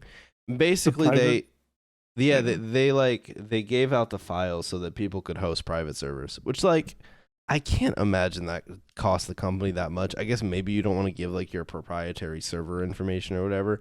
I don't know the background info to that, but it's like stuff like that. I feel like would be cool. Like if you're gonna just abandon a game a year in, give it to the community. Just let them keep it. Obviously, it wasn't gonna make you money anyways. You were shutting it down. Like you might as well let people who still enjoy the game and love it like continue to play it, which is something that, unlike all of these modern live service games, you used to see with MMOs. Because obviously before live service became like every multiplayer game, in the 2000s we had so many MMOs that came out and died. But a lot of those MMOs, when they died, like people would create private servers for them. And there are a lot of shutdown MMOs that you can go and play today with like a small hardcore niche community, but they've kept the game going for years, and in a lot of cases even added content to these games that were shut down like 10-15 years ago, just because they love the game. Like they don't care like if it's not the biggest thing in the world. It's just a game they enjoy and they play it with their friends, right? And it's just like, I don't know. I wish more companies would go that route, where if you're gonna shut down your game because it's not making money, I guess so be it. But like, give the people, especially in cases where it has a player base. Like if you had a game on Steam that hadn't had an active player in like 2 years, yeah, shut it down. I mean, sure, who cares? Yeah. But like if it still had players like playing occasionally, like give the tools to the community and let them kind of do whatever with it. Obviously, like, I don't know. I don't see the downside to that, but clearly there must be. Otherwise, it would happen more often. I mean, I think it might be short-sighted of them, but yeah, I don't know. And actually, this is a little unrelated, but now that you mentioned private MMO servers, we should go and play WildStar. I think there's a private server. Dude. I think there's I played it back in the day. I played it back in the day. WildStar. Dude, I remember I think it came out during a holiday, and I remember we set up the PCs in my parents' basement with like 5 people, and we would just play for like 3 days and shit. It was good. But I think there's a private server. We should play it. If there is, I'd be down. That was a fun one. I also remember there was a superhero MMO called like what was it called? That has a private server that still goes today, but yeah, whatever. What were we gonna say, Kevin? I was gonna say, I think also kind of when it comes to like bringing back games or serving games, also like a server browser plays a big part in that as well. Just because you're not in control, you can control like how you match with people, right? Like I know, like I can hop right into like Battlefield 3 right now, still play the game just fine, or even Battlefield 4 and find lobbies. Even though it's like there might be like a handful of servers that are populated, but I could find them. But I just always just think like if it was like current matchmaking systems were at play where all you could do is just search, then I would always think like whatever matchmaking algorithm there is, it would let you find games to play in whatever kind of game you wanted to jump into, just because of you're too high skill to play with these people or something like that. It's kind of funny you say that, because I remember with Gundam Evolution, like, I can't remember how many months into the game, but they added skill-based matchmaking to the game. It didn't have it at launch. And I remember a lot of ranked players complaining about that, because then they couldn't find matches anymore when they got ranked too high. So, hey, maybe that's what went wrong right there. Yeah, that's being a little too confident in your population of your game. Where you're like, let's put in a skill-based matchmaking system and rank. So, yeah, that will definitely keep people playing together. And if you can't find games within 30-second search or whatever, people will just go like, I can't find a game. I'll play something else. I remember trying to play Gundam Evolution ranked like a month or two after it came out, and the wait time was like 15 minutes. Yeah, I remember that we couldn't even play ranked when we played at launch, right? Like, well, we weren't too low level. Oh yeah, we didn't have it yet. No, it had it, but I think we were too low level. I think you had to level up. But the weird thing about Gundam Evolution too was they never made it crossplay. So like the PC and the consoles were like all separate, which might have contributed to why it felt like it didn't have a player base. So, and it's like if you have like 2,000+ on each platform, like, yeah, the game's not popping off, but I also don't think that's like server shutdown worthy. Like a game like Splitgate, they've moved on to the development of the next game, but like you can still play Splitgate today, and you'll probably still be able to play Splitgate at least until the next game comes out, because like it still has players. Yeah, they're not actively making content for it, but like if it has a player it should base, be there for preservation. Yeah. Also, I do wonder though, and Overwatch 2 didn't do that well, right? But they re-released essentially like the game, right? And then BattleBit just popped off with, basically doing the same thing. I do wonder if some of these live service games we'll see back in a couple years as like a re-release or some shit. You know what I mean? Maybe like 7 years down the line, there'll be like Gundam Evolution Remastered or some shit coming out. You know what I mean? I wonder if they'll like start flipping those like shutdown live service games and like try to make money again in a couple years. Very possible. The weird thing too is like Bandai Namco, they're gonna make another multiplayer Gundam game. So wouldn't you just want to like have the goodwill that like people have been able to play this one, but like instead you just shut it down? That probably people have spent money on it. They're not getting refunds. Like you probably there's no someone refunds. off to the point that they're not going to come and play the next one. Whereas like if you cut development but like let the game at least live until people couldn't play it anymore, then like they would show up for the next game like, hey, I know the last one didn't go so well, but I enjoyed it. Like, let's try this one. But yeah, I mean, if you spend money on something and then it naturally dies, right? Yeah. Like, that's different. Like, you know what I mean?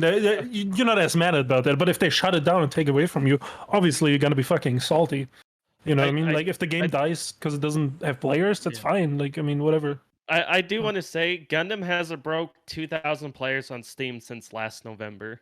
Ooh. I mean, ooh. It's pretty bad right now. There's 600 people playing. Well, they did say they were shutting it down. I'm sure that didn't help. But yeah, all right, no, fair point. Fair point. But yeah. Alrighty. Well, that's Gundam. It's gone. Well, it will be gone soon. See how long we've been going for. All right, we'll do like one more topic and we'll do questions and then we'll wrap it up. I figured a fun one that we could talk about is just the idea of gaming remakes, because there's two rumors that have popped up in the past couple of weeks, and so we'll talk about that. But just like the general concept of how every fucking game is getting remade these days, and it's like it seems like literally every week or so there's a new rumor for a remake, whether it's like Assassin's Creed Black Flag, or like recently there's rumors for Most Wanted remake, and there's a rumor for The Last of Us Part 2 or The Last of Us 2 remake. It's like at what point are remakes like, or I guess I don't want to give my opinion first. Like, how do you guys feel about all these remakes that are either like coming out, because obviously we're getting a ton of them, or like are rumored to come out? I mean, like, I don't know. I think the remake stuff, it's hard because like sometimes they're really good, sometimes they're really fucking shit, right? But like at the end of the day, we saw the same with see the same with movies all the time, right? they get like remade years later or like in a different form. And I mean, like, I guess it's natural for video games to go through the same cycle. So I don't know. I mean, like, if a concept for a game was good, the developer, the publisher might think they can make money off it again if they remake it or. But I mean, like, obviously the ones that put more effort into it are more appreciated, right? Same with movies, right? Like, I mean, the Resident Evil remake was huge, the Dead Space remake was huge, right? But there was other remakes that I can't remember now because they probably fell off. But like, there was shit remakes over the years too. So like, I don't know. Yeah.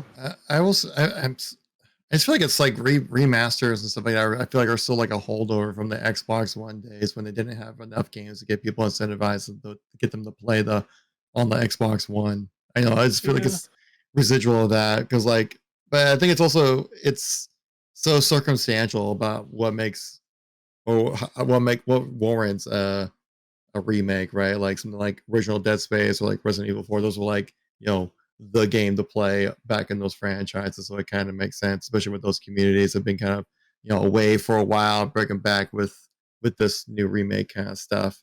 But like, and I think it's all personal too. Like for me, like when I heard the rumors, right, when they were remaking the original Knights of the Old Republic back from like 2003, I was like, oh heck yeah, get me on that, I'll play. And apparently it's gone like to development hell, and so it's probably not even happening anymore. But I'm just always more interested in playing new experiences rather than reliving something I played 10, 15 years ago. Like when people, cry for a Halo 3 anniversary, I'm like, I mean, it would just play like MCC, but it was just a different coat of paint on it, basically. Yeah. And I just don't really, I would have zero, like as a Halo fan, like, yes, I'd love to play it. Do I think do I need it? No. And I just feel like I'm just like so over remakes, honestly, at this point. I mean, I can see it, but like I think at the end of the day, more games being made is better than less games being made, right? So like remakes do factor into that. And I mean, there was a time where remasters were like absolute dog shit. They were just like fucking retextures or like HD textures of like the base game, and those were fucking lazy as shit. And I don't think people accepted those very much. And that's why we see more and more proper remakes, right? Like Dead Space was a proper remake. It felt good. Yeah. It felt a little updated. And Resident Evil same. It's kind of a double-edged sword, right? Because like the Resident Evil 4 remake, like one of the points I made about it was like if it's really, really good, like before it came out, I'm like if it's really good, it could push a lot of people to want to go try the original, go buy it, almost like a double sale for a company like Capcom. But if it's really bad, people who never played the Resident Evil 4, the classic one, might say, was that one really that good? Because this one sucks, it can hurt a company as much as it can help it. So it's always like a risk thing. When they're going in to remake these games, if they nail it out of the park, I mean, you have those extra residual sales that can come from that if the experience is good enough, because players want to see what the original was about compared to the new one. And obviously, you just kind of go from there, but I don't know.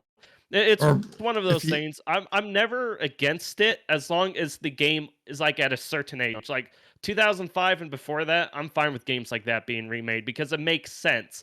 The mechanics are old. The games are just a lot different visually, and some of those games could use an uplift to like, I don't know, Shadowrun. Come on, anyone remake it. Or if you use like remakes as a way to bring interest back to a franchise that maybe has not really been popular, like say like Dead Space or Resident Evil, I guess it's different, but like especially with Dead Space, right, where like no one's played a Dead Space game since, I mean, I guess you can count 3, but everyone hated 3, so. But like I don't know, not everything needs to be like a continuous franchise. I mean, the first Dead Space game was good, right? They remade it. It's a good game again. Like I don't expect another Dead Space to come out just because the remake did well, right? But like it's good that the Dead Space game is there. There was, it was well received. I mean, it was well received. It undersold what EA wanted. I mean, sure, yeah, but I mean, I'm saying like I'm glad it exists and it's playable. But like I don't know, if I think about it, I can name more bad movie remakes than I can name good movie remakes. But like, I don't know, if without the bad remakes, the good ones wouldn't exist. You know what I mean? So like, I don't know. I hope. It's weird because like there's franchises where I think like if they just did remastered and not put out new games, they'd be better off. But I mean, obviously there's no way to prove it other than I'm feeling like that, right? Because it never happened. But like I don't know. I feel like if Gears and Halo focused on remastered for a while, those franchises would be better off because like you cannot recapture the original spirit in a new game. Obviously, I mean they've tried for years, and I think the 10 years remastered, now. yeah, and I think the remastered would have at least like kept the franchise in a certain spot where like, you know, it didn't feel like this fucking watered down garbage fucking bottom of the bin at Walmart franchise. You know what I mean? That it feels like now. So I don't know, dude. Sheesh. Tells how you really feel. Yeah, I don't know. There's remakes for games that I obviously have enjoyed. Like I did enjoy the Resident Evil one. I did enjoy the Dead Space one. I obviously am a fucking like I if they announced a Halo 3 anniversary, like I would be hyped, right? Like, but at the same time, I also I kind of just wish they would make like new stuff. Like in a lot of cases, in Resident Evil case, that's less relevant because they've continued to make new Resident Evil games, so it hasn't like hampered that. But like I don't think we're getting an yeah, but I don't think the like option was either they make Dead Space 4 or they make the remake, right? No, the option was we'll never see Dead Space again, or we'll get the Dead Space remake. You know what I mean? The option was we'll get the Dead Space remake, or we get a different video game, though, right? And maybe that different video game could have like been something cool, right? But instead, we got a remake of a pretty like faithful remake of Dead Space. Like it looks better. They like updated some systems, but like for the most part, the Dead Space remake plays like the original Dead Space. Like I don't think it was the Resident Evil remake was more of a change in my opinion. Like that one kind of absolutely that one like modernized the game, where the Dead Space one was more of like this is prettier, more slightly better Dead Space, but it was still Dead Space. Like, yeah. But don't I get do me have wrong, to say, like, there was nothing wrong with that. Dead Space was a good game, and this was also a good game, but yeah, I do think though, like Dead Space aged better than Resident Evil 4 did. You know, if you go play the original Resident Evil 4, it's kind of it did not age well. So like, that might have been part of why the remake didn't feel as. I think remakes are just they're a symptom of the whole gaming landscape, where games cost so much to make, you want to put out something that you're pretty sure will get sales. So like instead of coming up with something new or doing a sequel, which like it's weird to do a sequel for something that hasn't come out in forever. So like instead of doing like the Need for Speed remake, if Most Wanted remake gets a remake, yeah, the Most Wanted remake will probably be a better game than like some of the modern Need for Speed games, because Most Wanted was a good fucking Need for Speed game back in the day. So it's like I get why it happens, because it's like you put all this money into games, like you need them to make money back, and so sometimes remaking a game that you already knew was successful is a safer option than making something totally new or coming up with the next iteration or something like that. But yeah. Alrighty. Yeah, especially since like development costs have gone up so much now with games that like you kind of need to make sure it's ahead if you're gonna even bother making it, especially if you're doing like a large scale version of a game, like say like a Dead Space or something, right? Yeah, I sometimes honestly, easier just to make sure to go for the easy money. I don't think it'll happen, but I honestly think gaming would be healthier if every company across the board like scaled down games again, because we don't need these fucking massive games with like, I don't need like 7,000 different like fucking Modern Warfare skins. Like you could like, I don't know. I feel like if they somehow figured out a way to make games that had slightly less big scales, then we would maybe. I mean, that was like back in the day. I feel like you could roll the dice more because games were cheaper, and you could make a game in like 2 to 3 years. Where now a AAA game, unless you're Call of Duty, takes like 6+ years to make a game, right? And so, if you they're still rolling the dice though. Like, think about this Gundam Evolution shit. Like, they rolled the dice with that one, right? Halo Infinite, they rolled the dice with this one. Like, the dice rolling happens all the time still. I don't think that changed. It was just the amount of money involved changed, right? True. And I mean, at the end of the day, like, it doesn't matter if a game failed in 2007 or if a game fails in 2023, right? The game still failed. And, you know, I mean, back in the day, these companies that would have a failed game would just immediately go bankrupt. They would go under, you know what I mean? A lot of them went under before they could even put out their game. You know what I mean? And nowadays, that doesn't happen as much anymore, you know? Yeah, but look at this. Very true. Now that Redfall has failed, in 2043, we can get the remake of Redfall, and it'll actually be good, maybe. Dude, Redfall remastered. I'm excited. I don't think there's a world where you can fix that game without just making a new game with the same title. Like, I think the design... Redfall 2043. the design like the overall design of the game just like clashes with what it's supposed to be. But I think that it's fine that Redfall exists and that it failed, right? Like, I'll just move on from the fucking franchise. There needs to be no more Redfall, right? Like, it's fine. I mean, yeah, that's fine. And I mean, like, I don't know. I mean, maybe in 10 years, if they start remastering games like fucking Redfall, it'll go too far and they'll change my mind. But right now, you know what I mean? They'll be like IP bankrupt at that point. If they remake Redfall, that will be my last straw. We're gonna get Redfall, and we're gonna get Golem remake in 10 years. I can't wait. It's gonna be such a good year for gaming. Yeah, but I'm more forgiving of the Golem one because it's a small studio. You know what I mean? They weren't that small, but they were not fucking Bethesda though. Yeah. All they had to do was not make a life sim out of Golem. Like that's what they did. They made a life simulator. Yeah.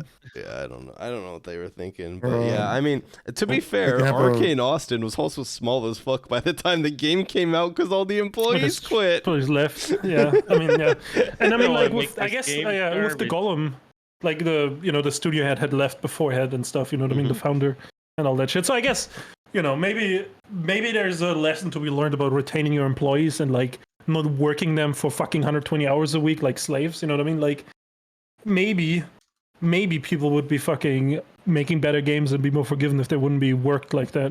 You know what I mean? Yeah. I was wondering if we can get like a Master Chief collection, to remaster all those games. It'll add so you can be up on stage and be like, just as it shipped 10 years ago. Everyone goes like, no! Halo Infinite Remastered. 5 years. It just comes out broken again. The matchmaking Core comes out a year later.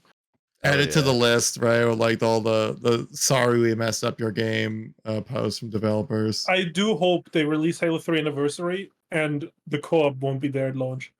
That would be funny. And that would be fucking hilarious. No Forge, no co-op. That would be so no theater. Hilarious. No Forge, no co-op, no custom games. It would just be fucking hilarious. I don't know. The store would work though. The store would, no, does it? I don't know. My Infinite store at the beginning never really worked. It fucking always took forever to load. So like, I don't know, dude.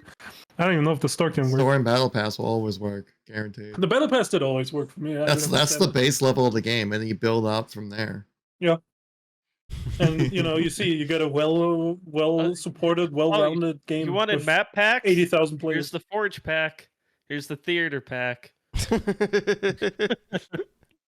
Yeah.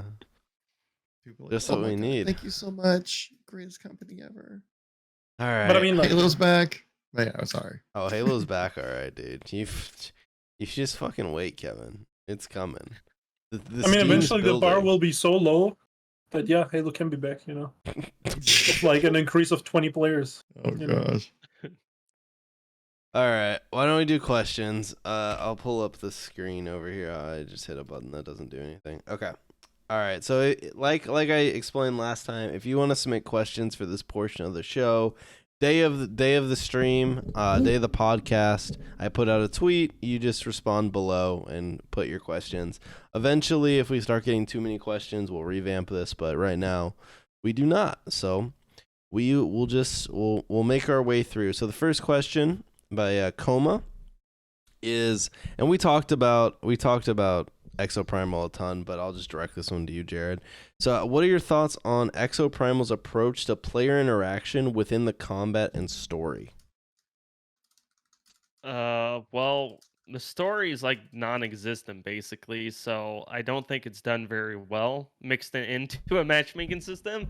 But in terms of like the combat, and I guess this is something I didn't really touch on when we were talking about it, like the whole thing, like when you asked me about a player becoming too overpowered, obviously by upgrading like the mods and stuff, I think that's actually where the balance comes from, is that the different exosuits work so well together, like the way their abilities mesh together, is that a team with no mods upgraded against a team fully modded will get their asses kicked if the team with no mods knows what they're doing and knows how to work those abilities like interweaved together. Because that's one of the coolest things about the game, and I think a lot of games should do this, is that like unlike Overwatch, how you can have like duplicates of characters, obviously in like certain modes or whatever, is that you can have 5 of the same character in Exoprimal, which is really cool to me.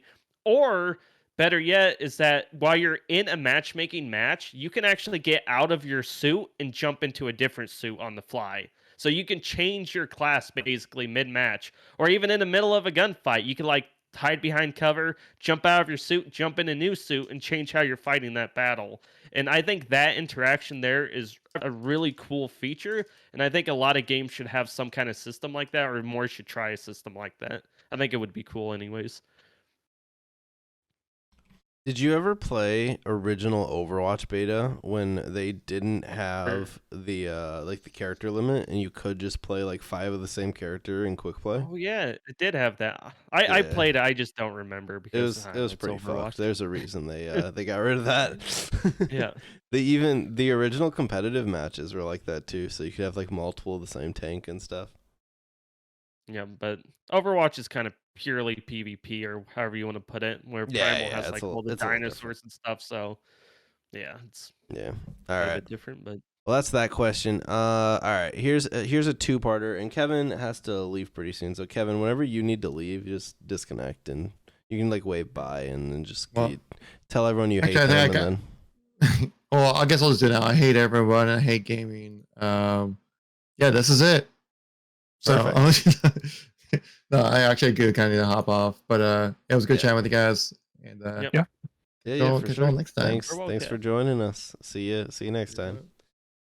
All right, so we'll go through the questions. We talked about it. I'll do a timestamp in the VOD where you can find the Gundam Evolution section. So, all right, this is a two-parter. So I'll ask this part first. So do you guys pay for Game Pass monthly? yes. Right. Well, yeah, kind of. I did how you could do the gold convert to Game Pass for a while. I still have it running till like December this year. So technically no, but I would if I didn't have that. It's the same. So I got 2 years left on mine, but I pay for my wife's and she enjoys it greatly. So so you guys on a regular basis are subscribed to it. So I don't. I only subscribe to it when there's a game that I plan on playing. So like the last time I subscribed to it was fucking Redfall. And then but it was worth because like you didn't pay $60 for Redfall. I paid like $10 or whatever. But all right, so do you guys think do you feel you get your money's worth from Game Pass? Absolutely. I think it's a good deal. Definitely with like reviewing games. Like I don't have to pay for them. Like if it comes on Game Pass, I could just download it. I'm not really losing out on $60 or $70. So I mean, I do have to say, like, Persona, I obviously you've been playing through Game Pass, right? I played a bit of Atomic Hearts when that launched, so like I played that through Game Pass. Every now and then there'll be like a new game on Game Pass that I'll play, and obviously, I play a lot of MCC and stuff through Game Pass too.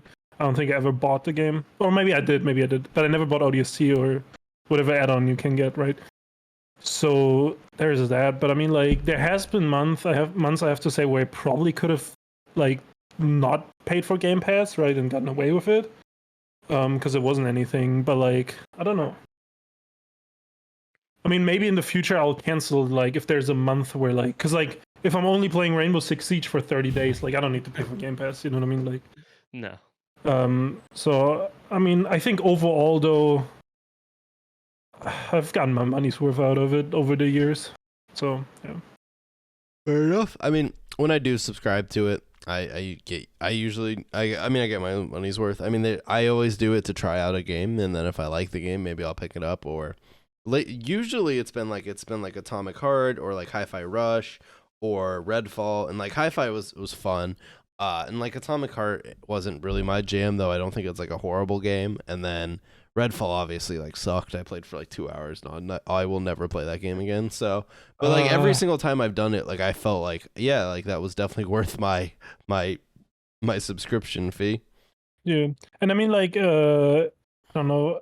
I mean, I'm gonna play Exoprimal in the future, right? That's another game they just added to Game Pass. That's a game I should pick up through Game Pass and try it out, honestly. And you got Starfield still coming. And Starfield is coming, right? I'm gonna have to pay for Starfield. I'll for sure play Starfield through that. I did play a ton of Star Wars Battlefront 2, which is also on Game Pass.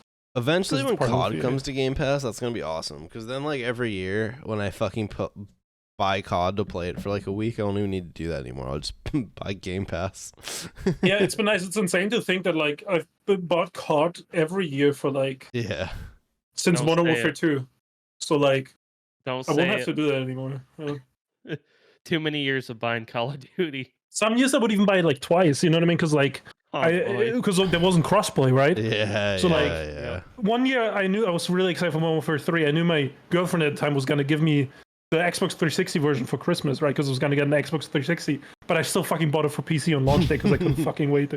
But I still put like hundreds of hours into the Xbox version too. You know, and so like I owned Black Ops 2. I'm pretty sure 3 times. I had it on 360, and then I got it on PC, and then I started playing on PlayStation, so I bought it on PlayStation. This reminds me of an old story with Black Ops 2. Black Ops 2, when it came out, I don't know if you know who Saucy Swords is, but he used to be like involved in Halo and stuff. And I made a bet with him that if he checked out my YouTube channel, my old one, I would shoot it in a video with a shotgun, and I did.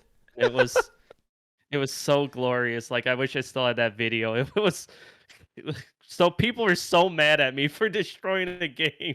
That's like, funny. well, you know, it is what it is. We made a bet, and I had to follow through with it. So. Yeah, dude. Yeah, that's fair. All right, next question by Steve, the fabled Halo hater. If Microsoft decided to produce an MCC-like game for Call of Duty, which run of titles would you like to see? I think this one's pretty straightforward. I mean, they have to like separate it by Modern Warfare and Black Ops. Yeah, right? I feel like those are the two. Those are the two slam dunks. You get the you'll have one with like World at War, Black Ops 1, Black Ops 2, Black Ops 3, Black Ops 4, and I guess Cold War. The maybe Treyarch collection. Yeah. Not just. They could call it by studio too. MW2, Black Ops 2, World at War 2. I guess no one cares about that, but you know. World at War 2 would be sick. And then I mean, we did see do a third Zombies package of just all the shitty COD games. So you'll get Infinite Warfare, you'll get Ghosts, you'll get Vanguard, you'll get World War II. Maybe leave those alone. You know, maybe. That's the only thing that comes in the package. The fucking box will be like a trash can, dude. Holy Call of Duty. Do you remember that little section in World War II where like it was like a social area and you could like run around and open loot boxes? What the stupid was that? I do think my least favorite Call of Duties are Black Ops 4 and then World War II, to be honest. Like, I think Black those Ops are 4 is fucking good, okay? I think we live in the best, we live in the worst timeline because those games exist, if that makes sense. So like obviously with Activision games coming to Steam, you know, I was like, shit, we're getting Black Ops 4, but I saw someone make a really good point on why we will never see Black Ops 4 come to Steam, and it doesn't have crossplay. So if they put the game on Steam, it'll just be dead. Yeah, it'll just have Steam players. Yeah. So we probably won't get it on Steam. But all right, next question. Case asked, "Can you even take it?" And that was the whole question. So, yeah, I think I can. All right. Oh, yeah. Perfect. There's a new question if you refresh, by the way. Yeah, it's down here. Okay. All right. Live from my basement asked, "What are your thoughts on MW3 potentially creating Modern Warfare fatigue? And if that's the case, what should COD's next move be? Since both World War II and futuristic settings seem to have run their course with the majority of COD fans." It's time to make a Call of Duty based around zombies fully. Like a zombie campaign and like work some PvPvE like type multiplayer with zombies in it. I think that would be a great way to just kind of, you know, freshen it up, kind of take everyone away from the sweatiness that COD is pretty much always revolving around, and just, I don't know, make a more casual game, even though COD's supposed to be casual.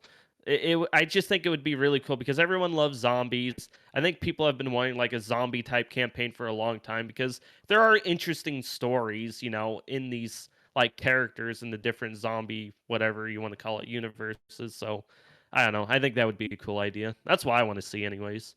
Yeah, I mean, like there's enough wars. Like just pick a fucking different war and make a video game about it. You know what I mean? Like, I don't know, dude. Yeah, Vietnam. You know, I mean, obviously they've touched on Vietnam a couple of times, but there has never been like a pure Vietnam Call of Duty game besides maybe Black Ops 1, like in a way, yeah. I think these days the setting of these COD games is so fucking irrelevant because they just slam so much shit into the game anyways. It's just a hodgepodge of random shit.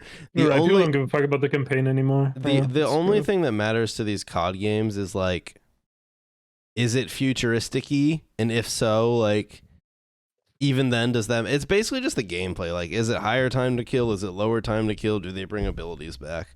But, like, if you're worried about like Modern Warfare having fatigue, well, stop fucking releasing a game every year. Like, like the easiest way to deal with COD fatigue is to not release a game every year. Like, release one every 2 years or something. Like, we all got hyped because we thought that was going to be the thing, and then we realized that that was just a rumor, and they are, again, releasing another game, so... Yeah. I was very excited because the rumor was like, that sounds good. Like, make it every 2 years. It's been a yearly franchise for long enough. You kind of slow it down a little bit. Maybe take some time to renovate some stuff. But I don't know, dude. Oof. Yeah. Yeah. But I mean, like, I do have to say, like, maybe at this point it's just a cycle of, like, back in the day, CODs were good for, like, a stretch of, like, 5 years, 6 years, right? And then they were not good for a stretch of a couple years. Then they kind of renovated the franchise. Modern Warfare 2019, it was big, successful, right? They did Warzone, and I mean, maybe now we're on the down low again for a couple of years until they renovate some shit again. But I mean, at least they have been able to renovate once before, right? So there's a chance they'll do it again. And I do have to commend COD for at least, you know, being able to do that with in 2019 and kind of bringing the franchise back. Yeah, I mean, that was definitely like COD had been on a downturn. I mean, it was still selling well, but yeah, and Modern Warfare 19 and obviously Warzone like brought COD back to the forefront, and so yeah, they've done it once. They might do it again here. We'll see. Obviously, like Warzone 2 isn't hitting as hard, so we'll kind of at some point Call of Duty's gonna have to try something new again. Like the standard multiplayer has kind of already like it is what it is, and like. It's not gonna. I mean, it's still fine. It still sells well, but like, it's not gonna pop off. Warzone doesn't seem to be doing the same thing that it did originally. So like, at some point, COD, if they want to be the top dog again, they'll just have to innovate something. Whether it's a new game mode, whether it's a zombies themed game like Foley. Like at some point, they'll have to do something new if they want to stay on top. So we'll see. They are owned by Microsoft now, so I think there's a good chance maybe COD will finally die. I mean, yeah, Microsoft is a place games go to die. Yeah, you know. So hey, this is perfect. All right, maybe Pink the legend will be smited. Pink Knight asked, "What weapon do you think would fit into a classic Halo game, but is from the modern 343 games?"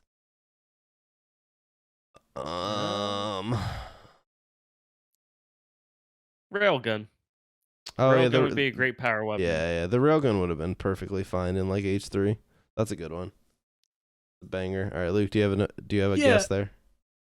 I mean, yes, I guess so, because wasn't a railgun a concept for Bungie games? Like, it's just like a concept they revived, right? I thought a lot of those weapons. So like, I don't know. I mean, I guess those weapons. Those weapons that were Bungie's idea. But I mean, like, Bungie cut them for a reason, so I don't know. I don't think any. Or like, I don't know. I mean, like, I don't know. I don't think it matters, dude. Fucking, you know. Yeah. They could cut out all the new weapons. They could put on all the new weapons. It doesn't fucking matter. Like, it doesn't change the fact that where the Halo franchise is at. Yeah. All these small, you know, things. That's my answer, I guess. All right. P34 asked, why do you think Smash has a monopoly on the platform fighter genre? And do you think this can change soon? I don't. I think it's... I think it's just a good game. Like, it just feels... It's hype. I mean, it's accessible throughout. It's accessible through like all the IPs that are in there, right? Like people are like, oh shit, I want to play as Kirby, or shit, I want to play as Mario, or shit, they added fucking the guy from Persona, right?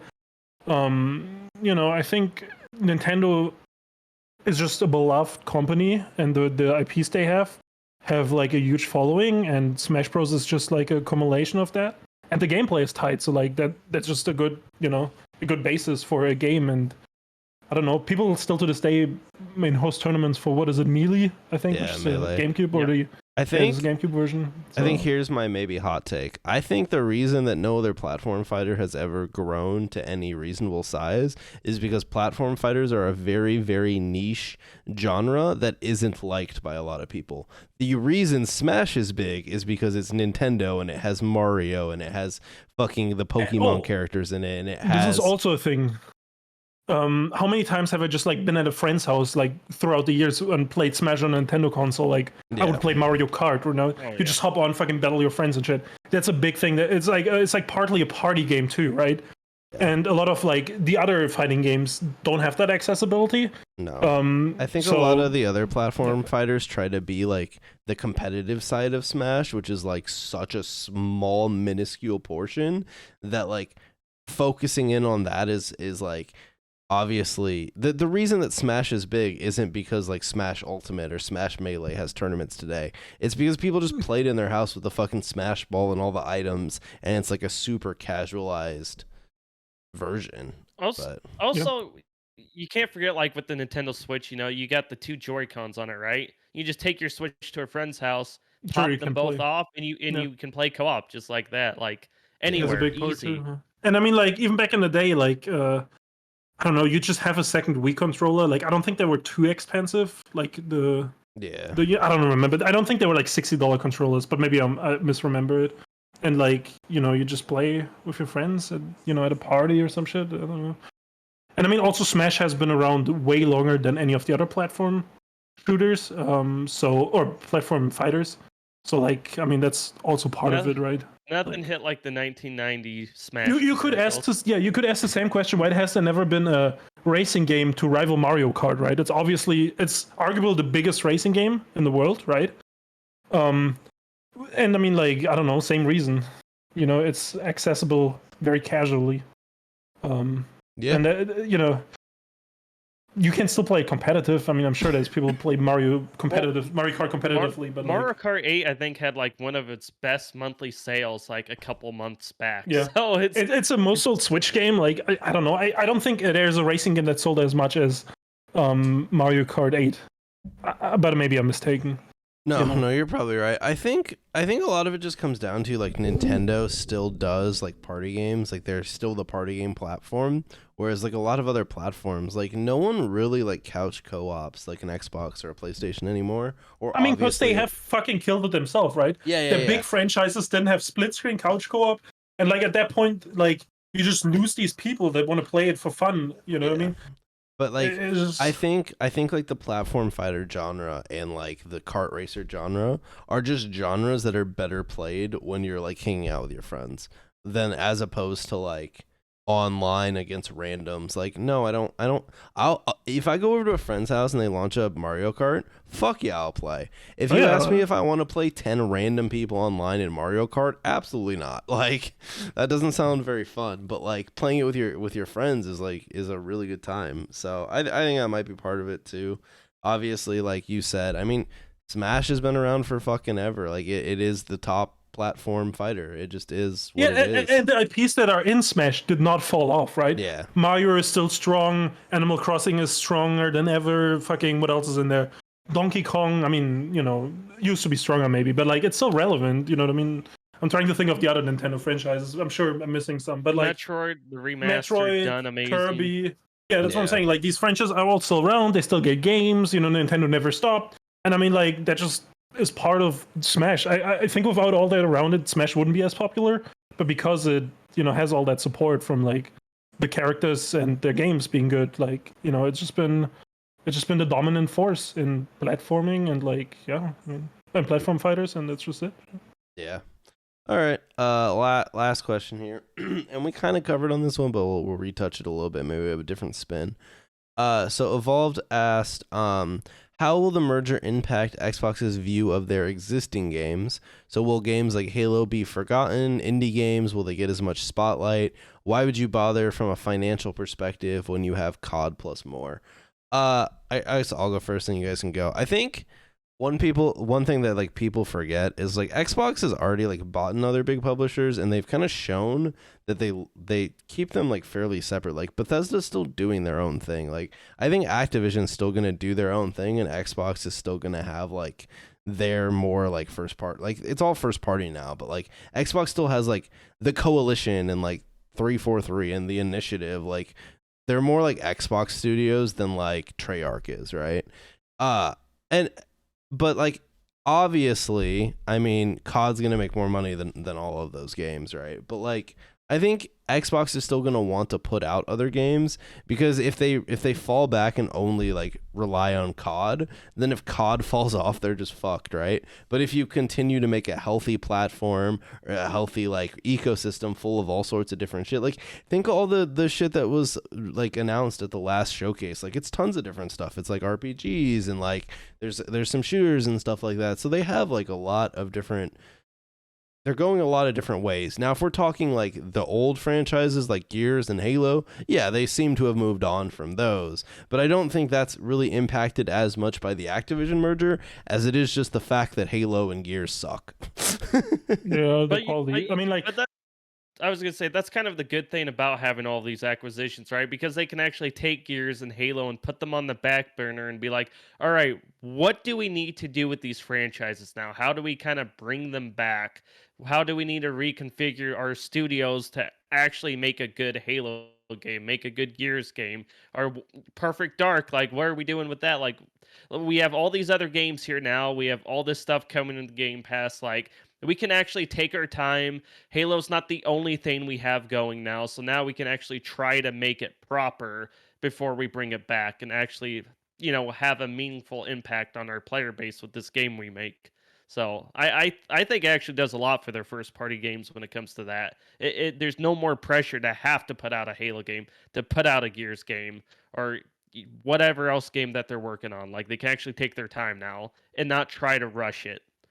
Yeah, but I mean, also you have to realize Microsoft also, or Xbox also went through like a phase where they just closed a shit ton of studios, right? So like we already have like they already moved past that part where they weeded out kind of like the franchises and studios they don't want anymore. Like most famously probably Lionhead, who made Fable, right? Yep. That's probably the biggest one. And like didn't they have to use, they had like their own like movie and entertainment branch or some shit. They also closed that shit, you know what I mean? There's so much shit over the last 10 years that they just closed and got rid of. So like, I think they already like, you know, made their company smaller in a way and like already, you know, yeah. And now like, I mean, I don't know. I think they're just buying those studios for the revenue. And I mean, I think Activision Blizzard will be left alone mostly, and it won't have any effect on the Xbox game studios.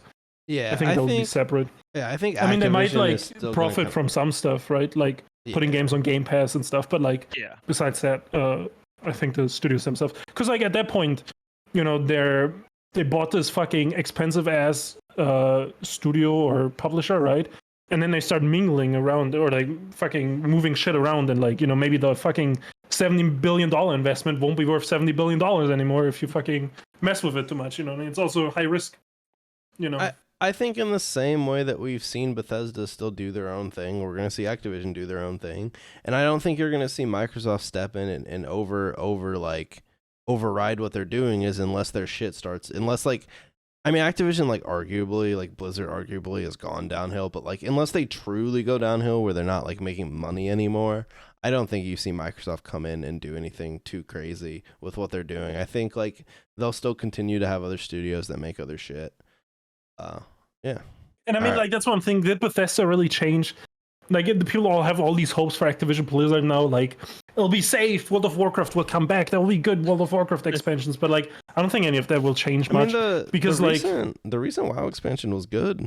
Like, for I mean, yeah, people. No, but yes, but like, you know how it is. People always complain about fucking WoW. Yeah, for sure. But, or like the Overwatch, the shit that happened with Overwatch, like, you know. Overwatch is a fucking disaster. I don't think Blizzard will stop making stupid decisions like that, but they'll also continue making like decent games. So like, I don't know. I don't think Microsoft will come in and like propel Blizzard into like some new golden era, though. Like, I think it'll just be pretty much continuing on. Yeah, I think maybe development will slow down. Blizzard is long gone. Like, I think. Yeah. You know, I was just about to say maybe game development at Blizzard will like slow down, but like they're already so fucking slow. It can't be any fucking slower. You know what I mean? So like, I don't know. Blizzard doesn't make much, but the only company slower is Valve. You're right. Dude, Valve was the only slower company I can have think you of. heard the rumors for that Valve shooter? Oh, Which I- one? No, Like, the Half-Life recent 3? one. No. It's like a multiplayer like sandbox game basically. I don't know. Maybe it's like Gary's Mod 2.0 or some shit. I don't know. I mean, it could be. I don't know, dude. Valve is a weird company. It's still privately owned, right? Gaben can wake up one day and be like, "Hey, let's make some fucking shit," or like, "Hey, I want to fucking travel to another Dota major. Like, let's not work on shit for like a couple months." Like, it's just like, I mean, at the end of the day, their platform is good. They've built something good. They've made good games that last them. So I mean, like now they're just living off that as a company, and I mean that's fine.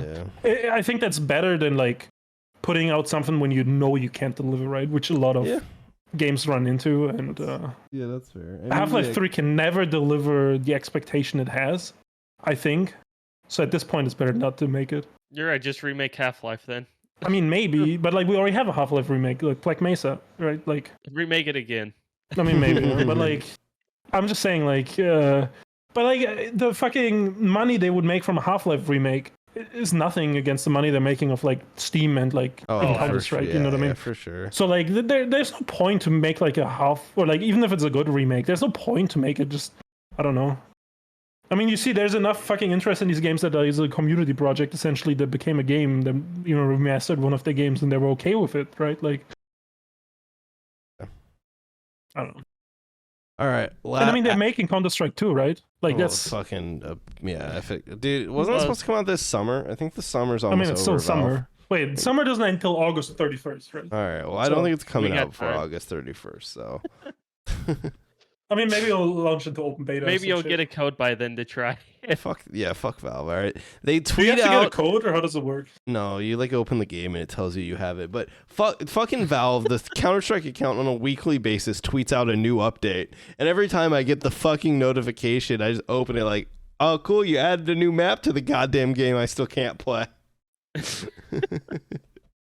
But, okay, P34 asked another question. We'll just do this and then we'll end. I also think this will be a super fast question.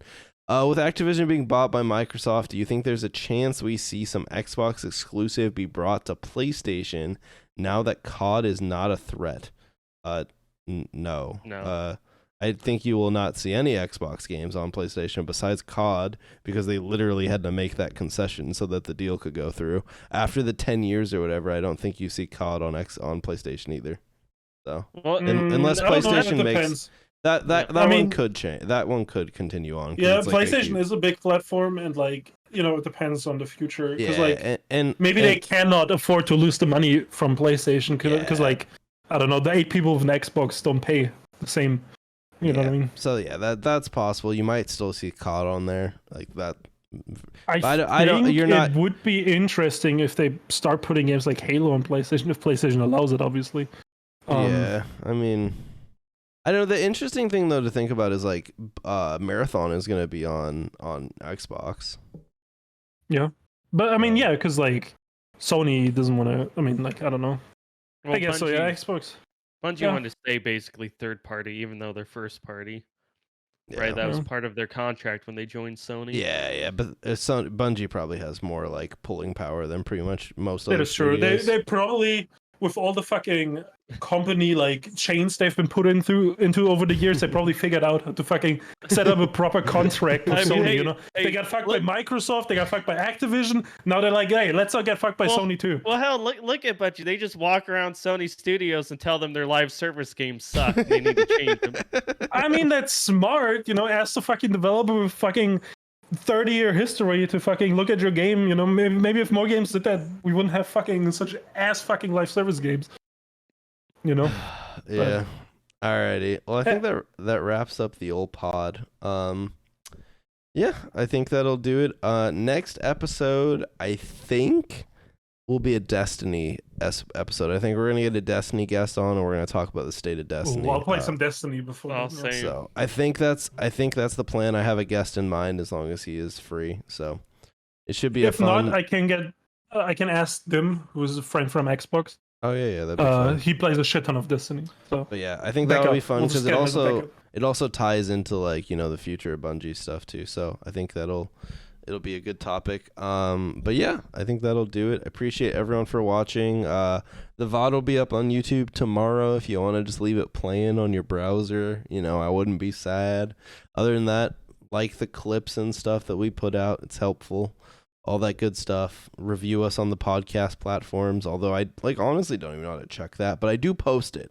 I do post it on the podcast platforms. I think I subscribe to it on Spotify. Good. Oh, yeah. Good. All right. What are you guys up to these days, Jared? What's next? Remnant 2 comes out tomorrow, or if you got like the early edition, whatever. It comes out and it's. Is that like Is that like a Souls type third person shooter? It's a third person shooter with looting, like a looter shooter, but it's also has like randomly generated content between like crafted content. And the first one did it really well, but it felt like a rough draft of a game. I think I played the first one and then I got stuck in some like room that was like a basement or some shit, and I could never get past it, and I just gave up. All good, but the second one, they pretty much improved the game in any way, like every way, shape, or form. Everyone's saying it's amazing, and it runs pretty much flawlessly regardless of what you play it on. Like it's a crisp 120, 240, whatever. There's no frame drops. It's just an incredible running game, and no one really knows how they did it. But no, it's going to be a good game, and I actually think at this rate, it could be a Game of the Year contender. I don't think it's going to win, but it could very well be right there on that list. I'm interested. I wonder if it launches on Game Pass, because I think I played the other one through Game Pass. I guess I don't know. I don't think so. I don't think it's on Game Pass. I haven't seen anything for that, but maybe I could be wrong. But Luke, what are you up to these days? I probably finished the Persona 5 story today, so that's huge, And besides that, I mean, just the regular YouTube grind, how it is. It's rough out here, but hey. Yeah, they actually didn't cover the MCC update. So personally, I'm pissed off at Rocket Sloth, but like, Shut up about the Halo. Shut up about the Halo, dude. I can't take it anymore. Yeah. All right. No, appreciate everyone for watching. My next main channel video is a BattleBit video, so it'll probably come out next week. So watch that if you don't mind. After that, I'm not sure what the next video will be, but I'll deal with that after I put this one out. So yeah, all right. Appreciate everyone for watching, and we will see you all next time.